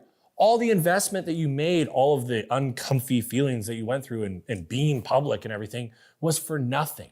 And so you're watching this video because you want to build something that will last. So let's build a foundation and a content strategy that will do the same. So what does it mean to build a sustainable system and foundation? It means that your content strategy needs to fit within the constraints of your business, your life, and your experience level. Now, I don't want to sound like I'm like one of those woo-woo people. I'm saying you have realities based on the business, life, and experience that you have. You might only have 1 or 2 hours a week that you can dedicate to content. Another person watching this video might have up to 10 hours a week that they can dedicate. Everybody has different constraints on their time and bandwidth, right? Like energy bandwidth, mental bandwidth, not just the time. You need to reverse engineer what your work, your life, and the experience level that you have. And by that, I mean like how much content have you filmed on camera? You're gonna wanna build a system that eases you into it. I didn't start off this year making content, putting out a video every single week on YouTube. That would have been fucking absurd for me. I was not used to being on camera. I had to ease my way into it. Okay. And so that's what I mean by creating a sustainable system and foundation to work from. You'll get way greater returns doing 20-minute walks every day for the rest of your life than 6 months of Ronnie Coleman-esque working out. It's the same with your content strategy. If you post a low volume, but consistently for many years, you're going to beat the creator that tried to sprint hard for a year and then burned out and gave up after 12 months. And honestly, this is what kind of separates you, the business owner, from the average creator. You have a business that you are running. And so your content strategy and system needs to complement what your business looks like and what your day-to-day in the business looks like, not some round hole that we're trying to jam a square peg into. I can't tell you how many different systems I've had to design based on the entrepreneur. I've worked with entrepreneurs who are incredibly busy and they literally have like at most 60 seconds a week where they can actually dedicate time to making specific content for the platform. The rest of their content is purely documented. It's just somebody following them around and filming them. I've also worked with individuals who allocate up to 12 to 18 hours a week for filming, where they'll sit down for a full 12-hour session on a Friday and film all fucking day. There's all kinds of versions of this across the spectrum here, but it doesn't matter what others are doing. You need to look at what your day-to-day looks like and then build the system from there. So some questions that I would encourage you to answer in the workbook, and just a reminder, if you haven't downloaded it, download the workbook. There's a link in the description down below. All you gotta do is click the link, enter your email, check your email. We sent you the workbook. You can download it and go through all of these exercises along with me. And this exercise has some questions that I want you to answer. They're gonna be like prompts. They're basically gonna help you develop and understand, what does my actual capacity for content look like? How many hours a week do you actually have for content? Or what parts of the content creation process bring you energy? What parts drain you? What time of day are you most on? Where is your brain the sharpest? Or where do you communicate the best? I know for me, I am the sharpest and the best in the morning. In the morning is where I am primed. That's where I am my best, okay? And so we try to orient as much as we can. Today, we've been filming all day, but we do our best to orient our film sessions to when I have the best energy and when I communicate and verbally process the best. Make sure that you go through the worksheet, answer these questions. It's not anything complex, but it's something that I guarantee you have not sat down and done. And so by putting this together, you are able to then build your content system, reverse engineering the amount of time that you have available, rather than trying to keep up this unsustainable thing that you know is just a ticking time bomb for you to give up at any point. Real quick, I just want to say I am so sorry. I know that this is a lot to take in right now, and even more for you to take action on. But that is the whole reason why we created Ralston Select. Ralston Select is your one-stop destination to not only learn, but to actually implement. We're talking pre-production, production, post-production, and platform strategy, all through the lens of educational content. Click the link in the description below if you want more information. Now let's get back to the video. Now the next thing that we need to do after that we've understood, like, okay, we have these foundations on how we're gonna do content, we need to choose our medium. And this is really, really simple. There's 4 different mediums or ways of making content. There's video, audio, written, and graphic content. And instead of picking the medium that all of your favorite content creators are doing, or the medium that everybody online is talking about, pick the one that is most natural for you. If you're already writing stuff, if you're really into the written word, well then I would argue maybe the best way for you to start is with Substack rather than trying to do long form YouTube videos. Especially if the idea of being on camera makes you like shudder, I wouldn't push you into doing that. I want you to work your way up to doing that. On the flip side, if you want to communicate verbally, but the idea of being on camera is scary, audio is gonna be a great method for you. No matter what it is, I want you to pick how are you going to communicate your ideas and thoughts and who you are as a human most authentically. That's the medium that we're gonna go with. Now, the clear and obvious reality here is video is the best, as in you can get the most out of video. When you film a video, you can then clip a short. You can take the audio and make it a podcast. You can take the transcript and write LinkedIn posts, emails, whatever, right? Substacks. You are able to pull so much from video. But again, if that's not what you fuck with, if that terrifies you, then you're probably not gonna stick with it, or realistically, you're probably not gonna ever start in the first place. And so I would tell you, pick something that you can get momentum on and allow the momentum to guide you into the next medium that you choose. And now, once we have our medium, we need to pick our platform. Oh my God, this is where I think so many people go wrong and they misunderstand a lot of messages that people share online. Everybody talks about dominating all the platforms, being everywhere all at once, being omnipresent. And here's the reality. That is a terrible strategy for you. You are not Gary Vee. You're not Gary Vaynerchuk. You're not Cody Sanchez, okay? Trying to be everywhere all at once will cause you more harm than good at this stage. You will make diluted bullshit content. I can tell you with absolute certainty. Rather than trying to focus on all of them, I think you want to focus on a very select few. Like let's say, for example, I all of a sudden tell my girlfriend, I'm gonna take up this new hobby of rock climbing. And all of a sudden, the first time that I'm gonna go rock climbing, I decide to do the scramble up K2. Now, if you don't know what K2 is, it's an extreme mountain that is very difficult to summit. Many people have unfortunately passed actually in trying to do it. I'm using an extreme example here, but that's what a lot of you think you can do with your content strategy. You think that you can get into climbing and suddenly climb one of the most complex mountains in the fucking world.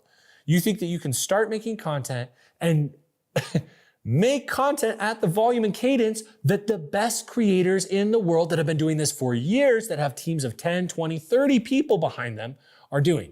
And that is ludicrous. And so if you're starting off solo just as yourself, what I want you to do is pick one primary platform and one secondary platform. Let's use the example of YouTube and Instagram, okay? What you're gonna do is you're gonna make pillar content for your primary platform, okay? That's YouTube.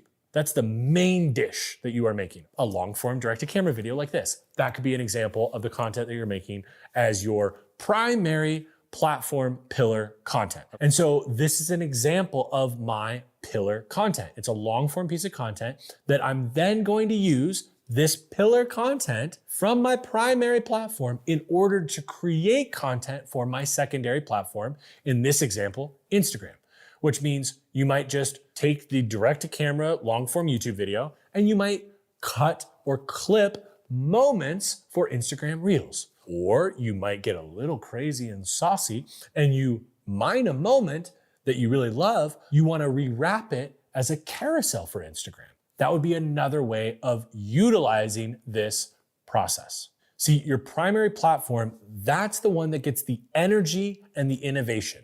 Your secondary platform gets repurposed content. It's not that you don't care about it, but it's that you're not putting any of your energy towards innovation on that platform. You're reserving that for the primary. Now, if you're starting out or restarting and you have a team, I expect more of you. What I want you to do is I want you to pick 3 primary platforms. That's what we did when we set out to build my personal brand.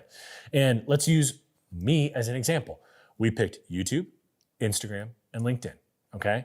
And you're gonna follow a very similar flow to the solo creator. You're gonna make pillar content for one of the primary platforms. That's what this is. This is the pillar content on our primary platform. Then what you're gonna do is you're gonna use the pillar content to inform platform native content that you create for the 2 other platforms. I kind of hinted at this for the solo creator. This could look like taking a moment that you clip and post as an Instagram reel. A moment from the YouTube long form Instagram reel. But another version of this is you find the moment and then you rewrap it contextual to the platform you're posting it on. So maybe what that looks like is you mine a moment from your long form, and instead of just clipping it and posting that to LinkedIn as a short vertical video, maybe you take that moment and you do a written post with it. You recontextualize the wrapper in order to perform best given what that platform wants natively. Not every platform prefers the same kind of content,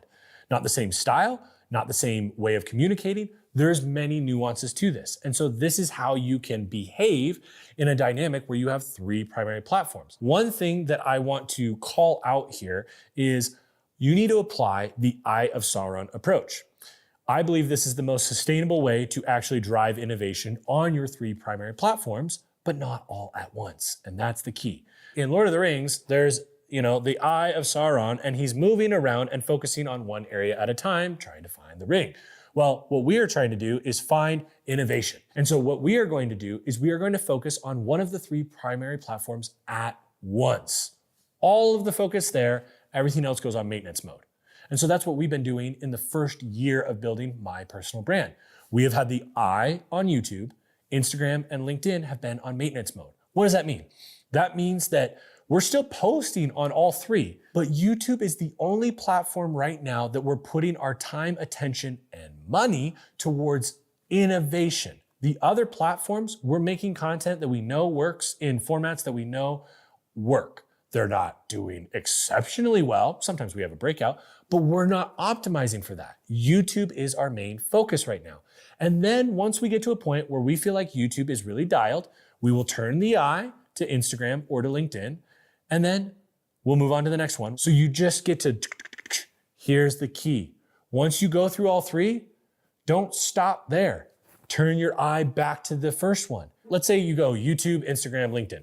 By the time you get to LinkedIn and get some innovation over there, you're gonna need to innovate on YouTube because your audience has probably gotten fatigued. The preferences of the audience on the platform are constantly evolving, and that's why your eye needs to constantly be shifting. Now, what platforms do you pick? Like, how do you know which ones to go with, right? Like, how did I determine YouTube, Instagram, LinkedIn? Here's the first question. What medium did you pick? If you picked video, well, what platforms prefer video the most? If you picked written, for example, what platforms do really well with written? I'm gonna say if you chose written, YouTube might not be the best strategy for right now. Substack, LinkedIn, maybe Facebook. These are platforms that might better serve you and the medium that you have picked. Now, the other thing that you can ask is, where does my ideal customer spend the most time? And the natural follow-up question that immediately comes is, well, how do I figure that out? You just ask, okay? You ask around. It's not that complicated. Whenever you go to a new city and you're trying to find your favorite organic market that serves non-GMO, healthy shit, you find somebody who looks like they only eat granola bars and go on hikes all day, and you ask them. Find somebody who looks like or acts like or seems like your ideal customer and ask them where they're hanging out and go from there. It's not that complicated. If you are complicating it, I'm gonna call you out right now. You are using it as a form of procrastination, and that's some bullshit. Just pick a fucking platform and start. You can always evolve and iterate from there. You can change what platforms you do 5 months or 5 days into this thing. Don't debate, pick a platform and let's start posting. Now make sure that in this section, you didn't just listen to me share this. There's actually an exercise in the workbook that you should have downloaded. If you haven't, click the link in the description, enter your email. We're gonna email it to you, go to your email, grab the workbook and go through the exercise of determining your platforms, okay? For the solo creator, you have an exercise. For the creator with a team, you have an exercise. Fill that information in. Now, even if you are being the most disciplined Dan out there and you have done a great job of only picking, if you're a solo creator, 1 primary and 1 secondary platform, or if you have a team, 3 primary platforms that you're gonna focus on, great job, that's amazing. You can still fuck it up by having an incorrect cadence, a cadence that you cannot sustain, okay? So just because you're disciplined on the platforms that you choose doesn't mean that you have a winning formula. You need to also be disciplined on the cadence that you choose. If you choose an output that matches your favorite creator with a team of 30, you are doomed. As cliche and fucking ridiculously repetitive as this sounds, because you've heard so many people say this in so many different ways, it truly is a marathon, not a sprint. You can always increase the volume of content that you post, but what I have found is creators have a very tough time stepping back the volume. Very easy to increase, but once you set an expectation with your audience, a lot of creators struggle to walk that back. And so I encourage you, start with something that feels very realistic now and increase over time. And in the true sense of this being a marathon, not a sprint, a great example of what a sprint looks like on an extreme level is think of all those creators in the last 3 or 4 years that have had their 15 minutes of fame. They went wildly viral and then they disappeared. How much did they actually get from that sprint? Sure, there's a few individuals who were able to take it and run with it, but I would beg you to find somebody who had that 15 minutes 2 years ago and is still consistently showing up for their audience and is relevant in any sort of way. I'm sure there's examples and anomalies, but by and large, it ends up being a very short sprint that is short-lived. If you don't stick with this for a long time, no matter how big you get, if it's for a short period of time, there's not actually that much value long-term for you in it. You want to build a system that allows you to keep reaping the benefits of building a strong personal brand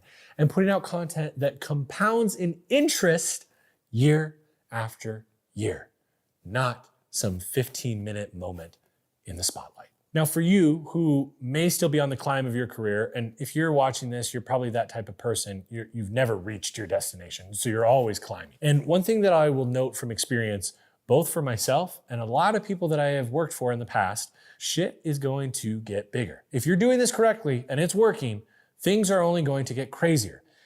Make sure to build a system that is sustainable now so that your future self thanks you. What I will tell you is when I released my first How to Build a Personal Brand course back in April 2025, to now, we're filming this December 2025, my capacity has changed significantly. I had a whole lot more time dedicated towards content at the beginning of this journey than I do right now. But lucky for us, we didn't build an output cadence that was optimized around the time that I had then. We built it in a way that was optimized around the time that I was gonna have in the future. I probably had the capacity at the beginning to do a weekly YouTube video. But if we would have done that 6 months, well, actually probably like 4 months into putting content out on YouTube, we wouldn't have been able to sustain that because I got way too busy running the actual business. And the whole reason why we're building this personal brand is to support the business. And so all of a sudden, if you don't do this correctly, you get to this weird place where your personal brand and your business are like at odds and competing with each other when really they should be complementary. So if you're wondering, well, okay, this is all nice and dandy, but how much should I fucking post, Caleb? Well, here's what I would say. I'm not gonna give you an exact amount because you are different from everybody else seeing this right now. Start with a cadence that feels doable. If I say, I want you to make a video twice a week on YouTube, does that sound doable? Or are you like, woof, that sounds like a push? If it sounds like a push, don't do it. What about weekly? What about bi-weekly? What about monthly? Quarterly? Yearly, right? Like you can chunk up as much as you want. Here's the key. It has far less to do with what you start out with and far more to do with the frequency at which you increase that cadence. So as long as you know that you're gonna increase the volume every 2 weeks, every month, every quarter, every year, whatever, then you are set. So even if in the first year of making content, you only put out 1 YouTube video a month, you know in year 2, you could increase that volume if you wanted, and that wouldn't be a problem because we are doing a marathon, not a sprint. And I've got 2 frameworks that will really help you in accomplishing this. The first one is the accordion method, and the second one is the 70-20-10 framework. I recommend using the accordion method to figure out what the fuck your audience wants more of from you.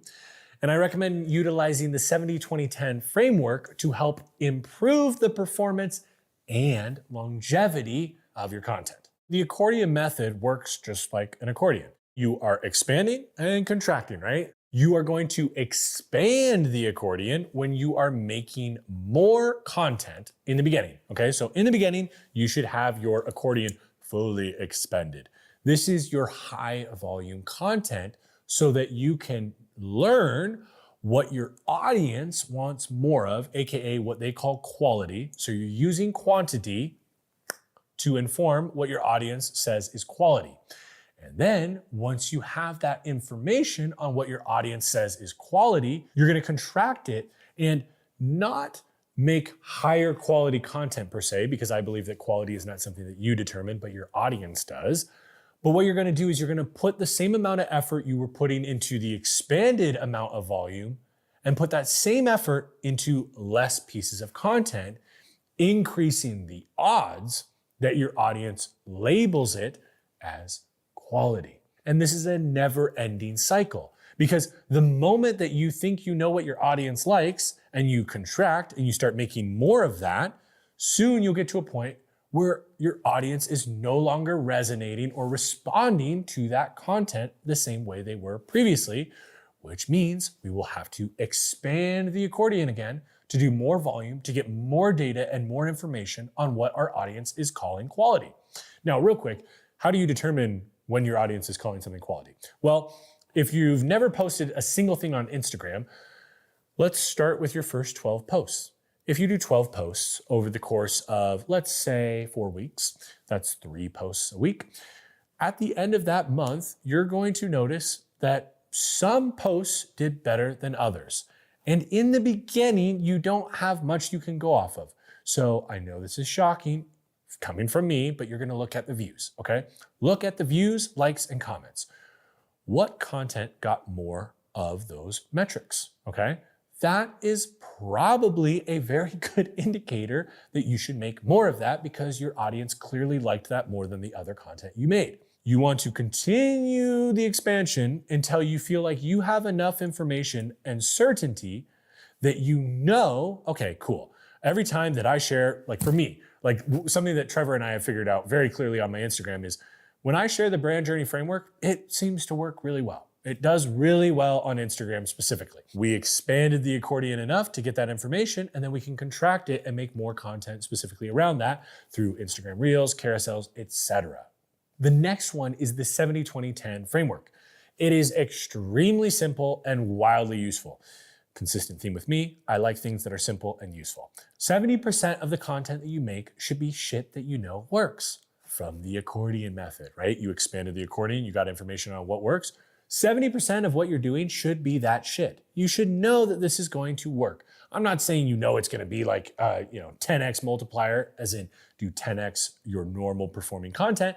I'm not saying it's going to go crazy, but it's 70% should be content that you know is going to at least perform at benchmark, if not higher. The next 20% should be iterations of that 70%. It's still the content that you know that works, but you're doing slight tweaks to either the hook, the setting, the delivery, the packaging. You're changing one little variable to try to improve the performance of what is already working to get better results. The last 10%, this is where you are most likely to fuck up.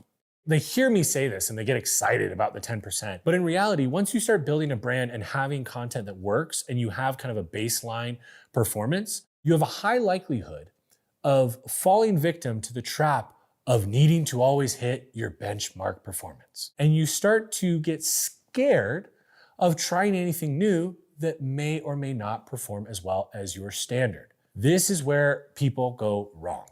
You need that 10%, you need those big swings in order to figure out what the next thing is.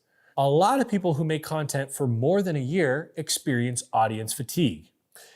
And what 99.9% of creators do is they get to the point where their audience is fatigued on their current style of content, and then they go into scramble mode. They are suddenly met with the challenging, difficult process of needing to figure out what does my audience want from me now when it is needed. If you implement the 10% in the 70-20-10 framework, what you actually end up doing is you find the next version of your content before your audience tells you they want it.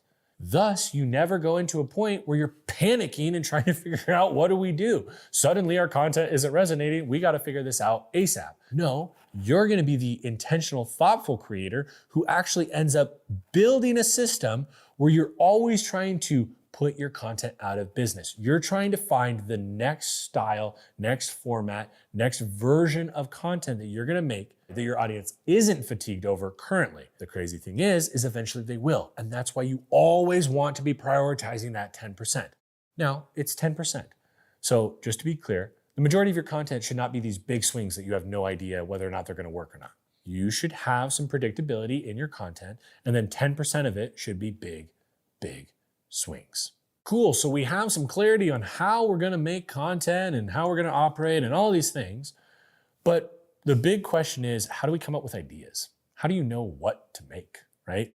I'm sure you've heard the classic guru advice, which is something to the effect of, list out your top 10 favorite creators in your niche. Then what you wanna do is identify their top 10 videos on YouTube. Then what you're gonna do is you're gonna take the transcripts from those videos. You're gonna put them into Claude, Perplexity, ChatGPT, whatever AI tool you use, and reconfigure the script for you.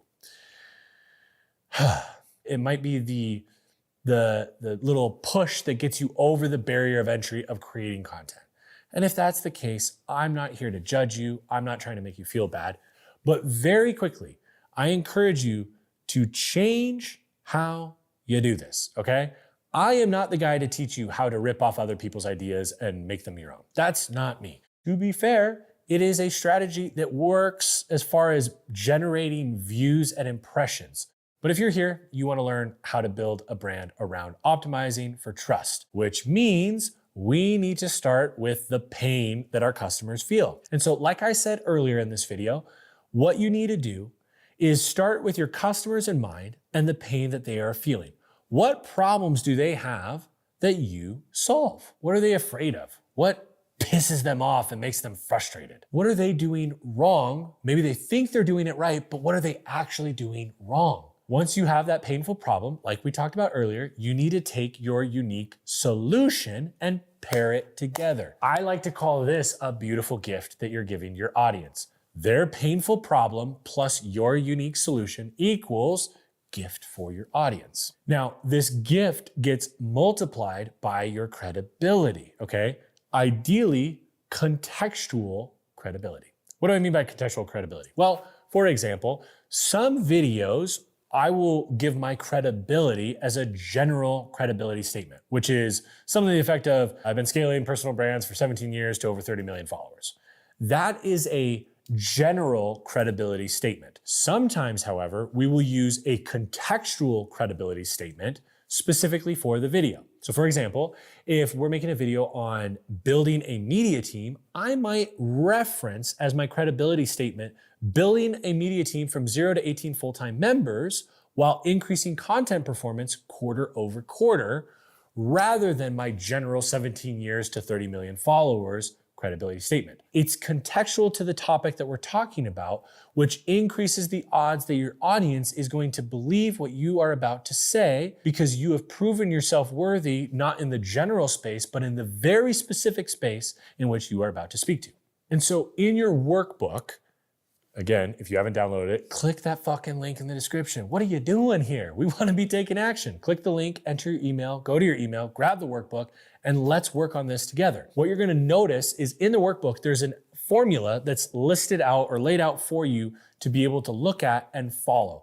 The formula goes as follows. So the problem that your customer faces plus your unique solution times the contextual credibility that you have and a proven wrapper, that is what determines the success of your content. If somebody's making a video on how to start your personal brand, and their credibility is that they've built 5 different brands to 5,000 followers each, that's great, that's impressive. That's not easy to do, right? I'm not belittling it. But you're going to take that information differently than somebody who has scaled personal brands to over 30 million followers. Or another example, someone who has built personal brands and had millions of followers, but they've only been doing it for the last 5 years versus somebody who has gotten the same amount of total followers, but they've been doing it for 17 years. And I know this is sounding like I'm trying to put myself into this like wonderful corner. Just roll with me here, hear it through a humble tone. You might hear that person differently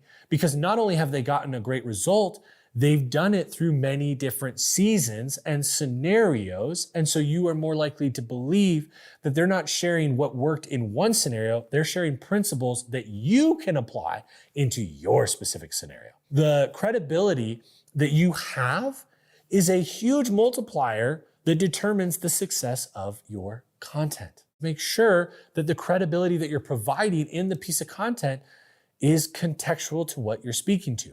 The more contextual it is, the more your audience will believe what you are about to say. Now, the exercise that I want you to do is you're going to list out 10 to 15 painful problems that your ideal customer faces. Then for each problem, you're going to attach your unique solution to it. For each problem plus solution, you need to write out what is your credibility or the contextual credibility that you are going to share. Or if this is a video that lends itself to your general credibility statement, label it as such. In your workbook, you can fill this out. You can actually identify your problems that you solve, what your unique solution is, and what the credibility statement is going to be that you're going to share in that piece of content. This becomes wildly effective. Now, the 2.0 version is maybe you actually identify these things, the painful problem and the unique solution, and maybe you write 2 or 3 different versions of what the contextual credibility is going to be. Why? Because you're not just going to make one video about this problem. You're going to make multiple videos over the next couple of years about this painful problem. And so you may want different versions of a contextual credibility statement to give for those individual videos. Now, what I want to focus on is your delivery, how you communicate these ideas that we just worked on coming up with, right? Delivery is one of the 3 levers that I talk about in helping you stand out. You have your contrarian belief, your delivery, and your wrapping paper. I believe contrarian belief is the strongest lever you can pull. But I actually believe that the second strongest one you can pull is not your wrapping paper, not the packaging, not the formats. It's actually your delivery. It's how you communicate the information and ideas that you have in a different way, potentially, than other people in your space. I think a lot of people mess up their delivery because they think they need to be like this content version of themselves. And I understand that thinking, right? Like I understand that there's a lot of people out there that talk about how you need to be really animated. You know, there's the classic old statement that I remember on old productions that I used to do, telling talent, you know, whatever you would normally do, turn up times 10 because it shows up differently on camera, whatever.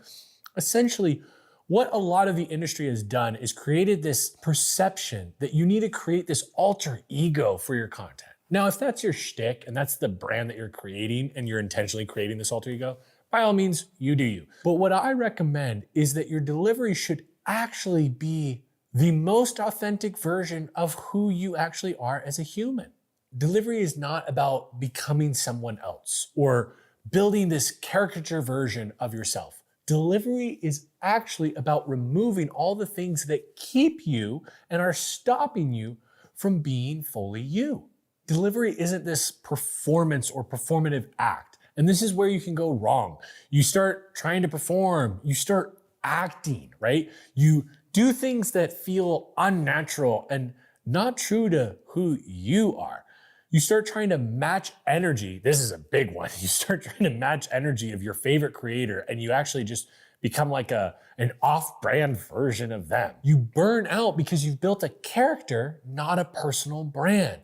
See, I'm not asking you to perform. I don't want you to act. I don't want you to pretend and become somebody that you are not.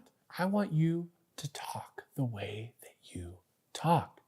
If you're an extremely calm individual and that's how you communicate in real life, be calm in your content. If you're more intense in the way that you teach, be intense.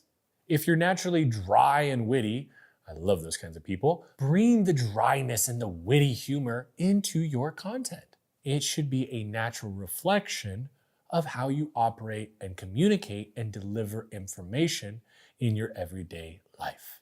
See, it's far less about being some charismatic character on camera, and it's far more about actually understanding the points that you're trying to communicate to your audience. The better that you understand what you're trying to say, the better the delivery becomes. It's not about being this crazy charismatic character. It's about actually understanding what the fuck are you trying to communicate so that you can communicate it in a way that they understand. Something that I've noticed that you might be struggling with is communicating your points of view. And sometimes I think this comes down to communication styles, experience, confidence, all those things. But I've also come to realize that a lot of the times, and it's kind of embarrassing for us to admit, but a lot of the times, the reason why we're having a tough time communicating something is maybe we don't fully understand the point that we're actually trying to communicate. Now, this might get a bit heady, so I don't want to get bogged down on it, but I want to give you something that can be very useful, helping you communicate your ideas when you're starting off with your personal brand and trying to get up and running. Here's how I think about it. You should be able to explain a concept to 3 different people in 3 completely different and unique scenarios. If you are able to do this, I believe you are at the point where you understand the concept enough to be able to communicate it in your content in a way that your audience is going to actually understand. And so even if you're the most dry, sarcastic, monotone individual, if you understand what you're communicating and you're communicating something useful, your audience is going to fuck with it. You will build a following. It might not be the biggest following in the world, but it's going to be a following of individuals who trust you deeply. You don't have to be the most charismatic.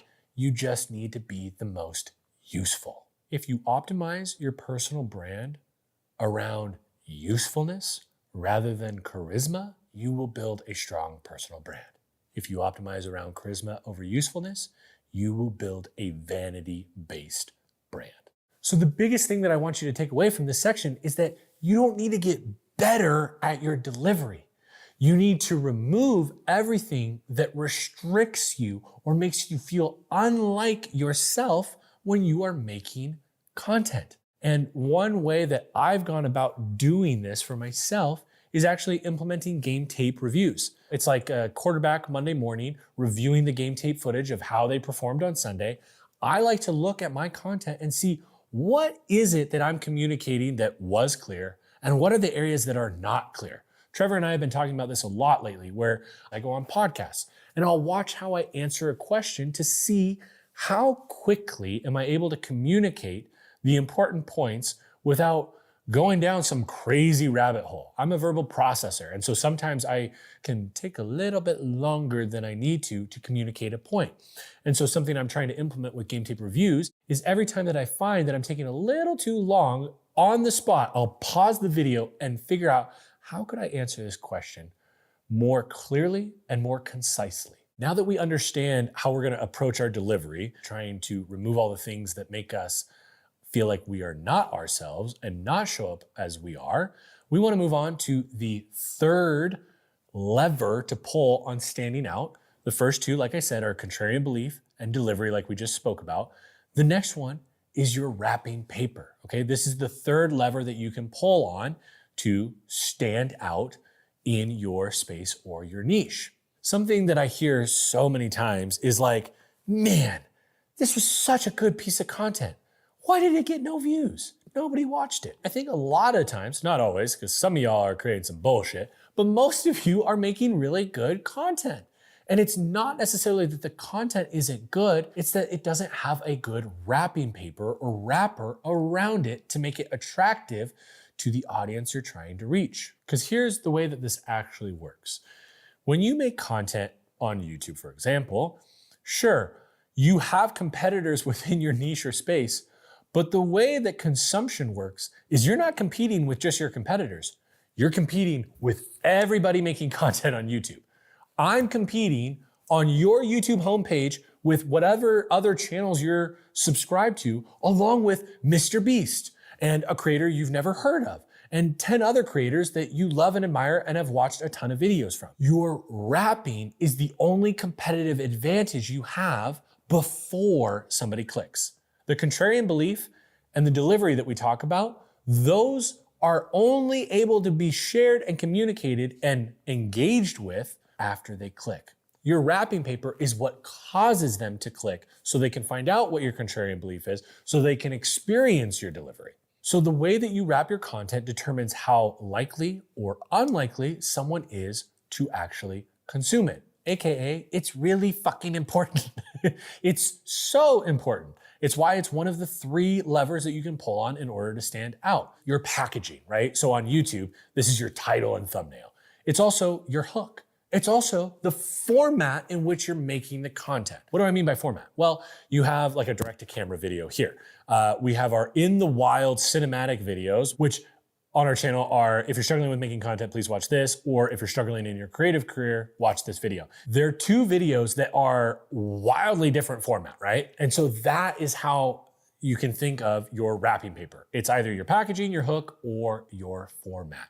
It's how you're wrapping the concept or concepts that you're sharing in the content. Back to what we were talking about earlier, how you're taking the painful problem your customer faces, your unique solution, that's the gift. You need to wrap the gift in a way that your ideal viewer is going to want to rip open, aka click on. Now, the exercise that we're gonna walk through in your workbook, again, if you haven't downloaded it, download it, click the link in the description down below. You're going to build a wrapping paper library, okay? I like to think of this as, I really love Christmas time. I'm obsessed with it. I love Christmas wrapping paper. I have all different kinds. If I'm giving them multiple gifts, each of them should be a unique wrapper, okay? And so my vision for my future is one day I have a home where there's an entire room dedicated towards wrapping paper. I know that's absurd, but this is how I like to think about it. You wanna create a room where you walk in and there's all these different wrapping paper options that you can choose from. You know those screenshots that you take when you're scrolling through Instagram, or you see a title thumbnail that you like on YouTube? You take the screenshot and it just goes off into nowhere in your iPhoto or your photo album and you never see it again. Well, this is something where you can actually house that inspiration and utilize it in the future. No longer are those screenshots just gonna live on your phone, they're actually gonna be utilized for the work you're doing. If we're thinking about just the lens of the packaging, right? The title thumbnail for a YouTube video, for example. If you're making a YouTube video, you've already filmed it, you're in the edit, and you're trying to figure out how are we gonna package it. What I have found, and what a lot of my friends in the industry have found, is when you need packaging, that is when it is hardest to find. And so what you wanna do is you wanna develop this in an evergreen sense so that when you have a video that you are wanting to package, you go into your wrapping paper library and you see what wrapping paper best fits this video or this gift that I am giving my audience. What I recommend you do is you want to have a habit, weekly, bi-weekly, monthly, whatever cadence you want a habit of searching and shopping for wrapping paper. And the two best sources that I will recommend when it comes to YouTube are oneof10.com and YouTube itself. You wanna set up a 1of10 account, and I recommend that on a weekly, bi-weekly, or monthly basis, you scroll 1of10 and literally, you're not searching for anything specific. You are generally scrolling until something catches your attention. And when it catches your attention, you need to screenshot that and add it to your wrapping paper library. You can do this in Google Docs, in Notion, in whatever project management tool you use. Wherever you are going to actually access this and use it on a recurring basis, that's where you want to store this inspiration. That's the room that you want to house all your wrapping paper in. To be clear, when I say you're scrolling 1of10 and looking for things that stand out, I'm talking things that stand out that it's like, oh, you clearly immediately know, oh, this would be a perfect video for me. But also, I want you to screenshot the absurd shit. The shit that you're like, I don't know how I could ever turn this into a video of mine or package a video of mine with this. You would be surprised if you were able to see our wrapping paper library. There are some wild videos in there or packaging options in there that are absolutely absurd. There are some crazy things in there, but I guarantee at some point over the next 2 years, we're gonna use, I'd say probably a good 50, 60% of what we have in there. This becomes wildly useful and you'll be surprised. One example that I will share is I remember we were scrolling through and we came across a video. It was like something to the effect of how I attract 10 out of 10 girls every single day. Trevor called it out and was like, wow, this is a great idea. No, I'm just kidding. We were looking and we were like, oh, wow, it caught both of our attention. And then we were like, okay, let's screenshot it, put it in. I don't know how we would use this, but maybe one day we can figure it out. A couple weeks later, we were talking with one of our clients. All of a sudden I realized, I was like, holy shit, what we just discussed with them, we could turn into a video on how we attract 10 out of 10 clients every single day, week, or month, whatever cadence. There's an example where an absurd piece of packaging that on the surface would never make sense for us suddenly made sense when we had the right problem and solution combination to meet that wrapping paper. So develop your wrapping paper library, ideally with some diversity, having all kinds of crazy different ideas in there. And then the next thing that you're going to do after you've built that wrapping paper library is you're gonna wrap the gift. Remember that beautiful gift that you developed earlier? You're gonna take that combination, the painful problem and unique solution, and you scroll through your library to see what wrapping paper best wraps this gift. This is not just for YouTube, by the way.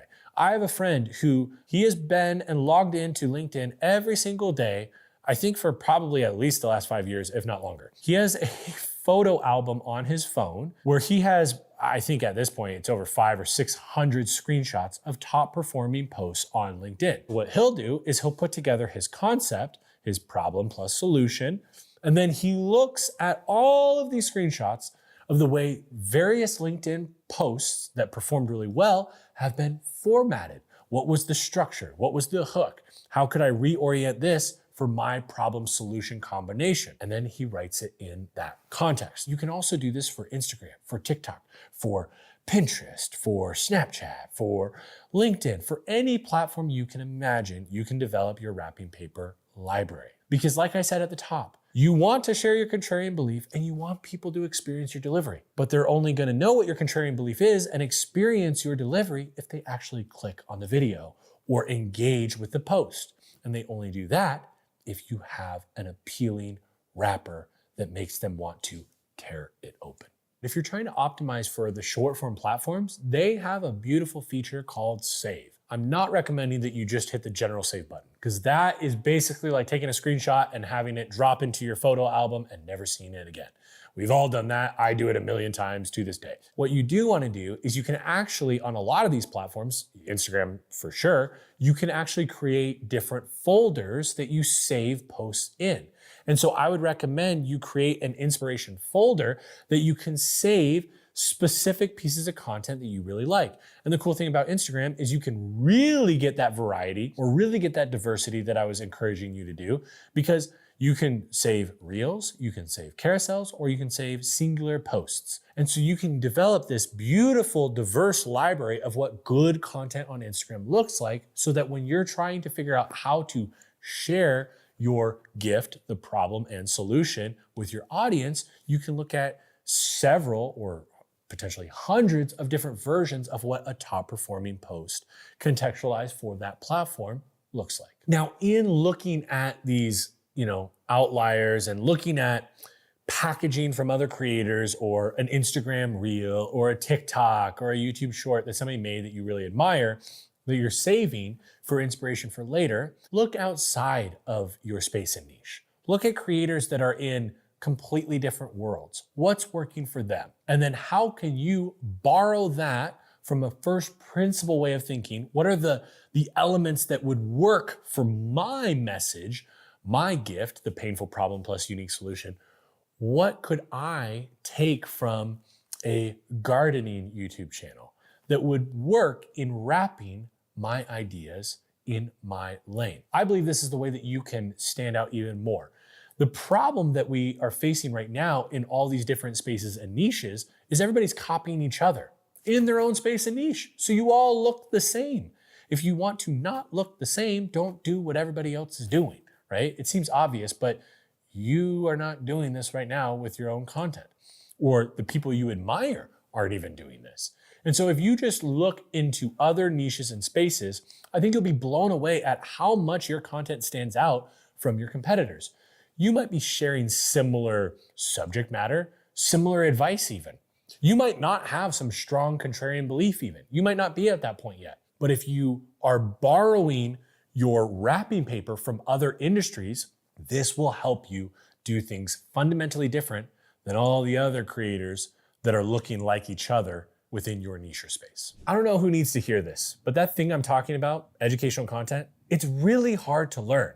See, everybody online is teaching you entertainment-based tactics and principles. And that's why we created Ralston Select. We designed it specifically to be the one place that you go to learn how to do pre-production, production, post-production, and platform strategy through the lens of educational content. If you want to learn more, click the link in the description. Let's get back to the video. Now, a big debate that you're going to see online around content strategy is, do you make deep content or do you make wide content? And here's the reality. It's not one or the other. See, so many people online are telling you to lean into just one of these. Fuck that. That's some bullshit. It's like anything in life. There's nuance to it. You need a strong ratio of both, and you need to inject something that's missing from this conversation, which is a personal element. We are, after all, building a personal brand, aren't we? And so you want to make sure that it's not just deep and wide, it's deep, wide, and personal. And I have a ratio that I roughly, loosely follow and recommend that you follow as well. You should be able to give or take 10 points roughly on this. 75% of the content, I believe, should be deep content, solving deep problems for your ideal customer. 20% is niche-wide content. Now I'm going to explain what niche-wide means here in a second. And the remaining 5% is personal. Now again, just a reminder, before we break this down and go into what the deep, what the niche-wide, and what the personal content looks like, this is a very rough ratio to follow. It is not a rule. Please do not be one of those people that takes this wildly too literally. You need to ebb and flow this and adjust it based on you, and it's gonna look different month to month. But if you roughly, loosely follow 75-25, you will be in a really good spot. Now, the 75% deep content, this is your educational content. This is the main source of the value from your personal brand.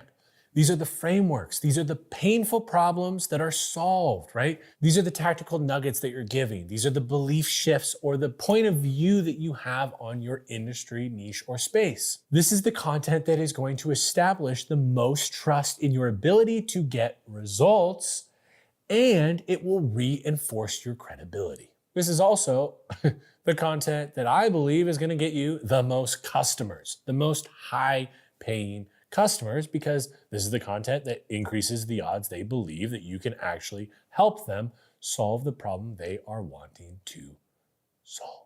20% of the content being niche-wide.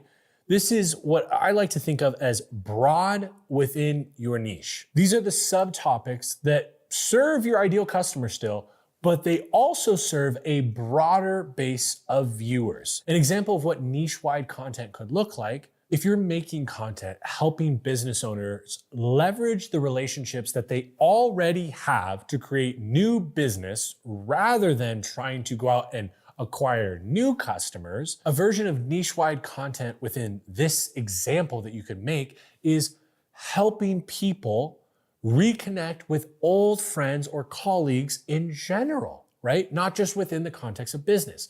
This is still useful for your ideal customer and the main audience that you are trying to build, but it also serves a broader audience and increases the odds that your content will show up to new people. But here's the key. Unlike making general, random, wide content, you're still attracting people that are interested in the general topic that you are talking about.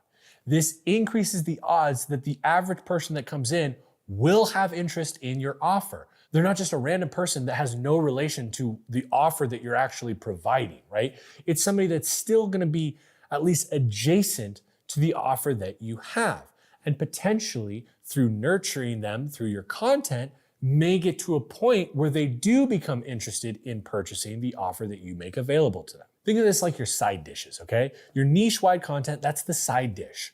The deep content, that 75%, that is your main dish, okay? And the niche-wide content is the sauteed spinach. It's the garlic mashed potatoes. It's your side dishes. And the other thing that you wanna definitely not miss out on is the 5% personal content, okay? Again, you are building a personal brand. I'm not saying do that influencer shit that you probably are thinking of immediately. I'm not saying make content where it's like, look at my lifestyle, look at how awesome I am. What this is sharing you, the human, in that personal brand. And I believe that this is what helps you stand out from the crowd, because these are the only things that are truly unique to you. More than likely, the subject matter that you've decided to speak to, there's other people that are talking about it. And if we're being honest with ourselves, there are probably other people that are teaching similar principles and even potentially, crazy enough, similar contrarian takes. There probably are. But what they definitely cannot replicate is the unique combination of all of your interests and preferences and hobbies and passions that make up you, the unique human that you are, okay? So for me, what I constantly try to inject as much as I can into my content and my brand is my love for Harley Davidson and the 3 Harleys that I have and obsess over. My love for metal, right? And all the different subgenres, the black metal, the hardcore, the metalcore. I like it all. My roots in the fitness industry. I try to share that a lot. It's the combination of all of these things that create the lens that you view my personal branding advice and information and content through that makes me unique compared to the next person that you see off on the right side of your screen here that is also talking about a similar subject matter. Knowing that your deep content, the 75% is your steak, and the niche-wide content, the 20% are your side dishes, you can almost think about your personal content like it's the dessert. A quick note here is the 5% personal doesn't mean that 5% of your content should be a singular video or Substack article around your personal passion. I believe that the 5% should be sprinkled into the other content. You haven't seen me make a video in depth on my Harley Davidson Road King special build out, right? Going into detail on that. But what you have seen, if you've watched some of my content, is you've seen that bike. You've seen one of my other bikes. I'm injecting it. I'm wearing a Harley Davidson hat right now, for God's sake. And so I'm not saying that you need to make specific content around your hobbies, passions, interests, but I do recommend you inject those into both the deep content and your niche wide content. It gives your audience more at-bats to connect with you. I wasn't planning on sharing this, but it's really important. The more of the interests and individual unique things that make you unique and wildly you, the more chances to connect with you. Our relationships in our personal life, in our work life, the closer the relationship on the relationship sphere or circle, the closer they get to you, more than likely, you have more than one interest in common, right? That's typically an indicator of the closeness of your relationship. And so if you're wanting to develop a close relationship with your audience, you want to identify more interests that you have in common with them. But if you never share those interests, you never inject that into your content, how are they going to know what they can connect with you on other than the core thing you talk about? It's really important to focus on the 75%. The deep content, that is where you're going to get the greatest returns. The niche-wide content, that's how you're going to start to develop a more well-rounded brand and bring more people in and increase the odds that you can reach a newer audience. But the thing that is going to make you actually stand out is the 5% that is personal in your personal brand. Now let's talk about structuring your content, because we now know what we're going to be making, but we need to figure out how we're going to go through it in a sequential order to make it easiest for our audience to actually not only consume all the way through, but learn and take action on what we are saying. There is a ton of shit out there on content nerds talking about how to keep people watching your content.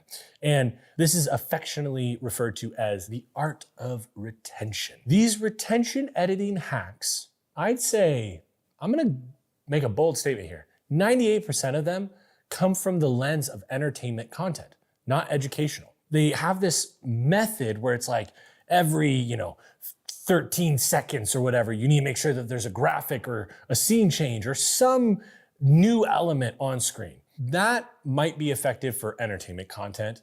I know I hate watching it personally, but there's a lot of people that like that. I get that. But if you're truly making educational content, your actual goal is for the audience to take action on what you say. But if you're constantly having all these graphics that distract from the actual message, you're inhibiting your audience's ability to be educated, and you're actually just making entertainment content. I personally believe that within the world of educational content, the greatest retention hack in the world, without competition, is your audience learning.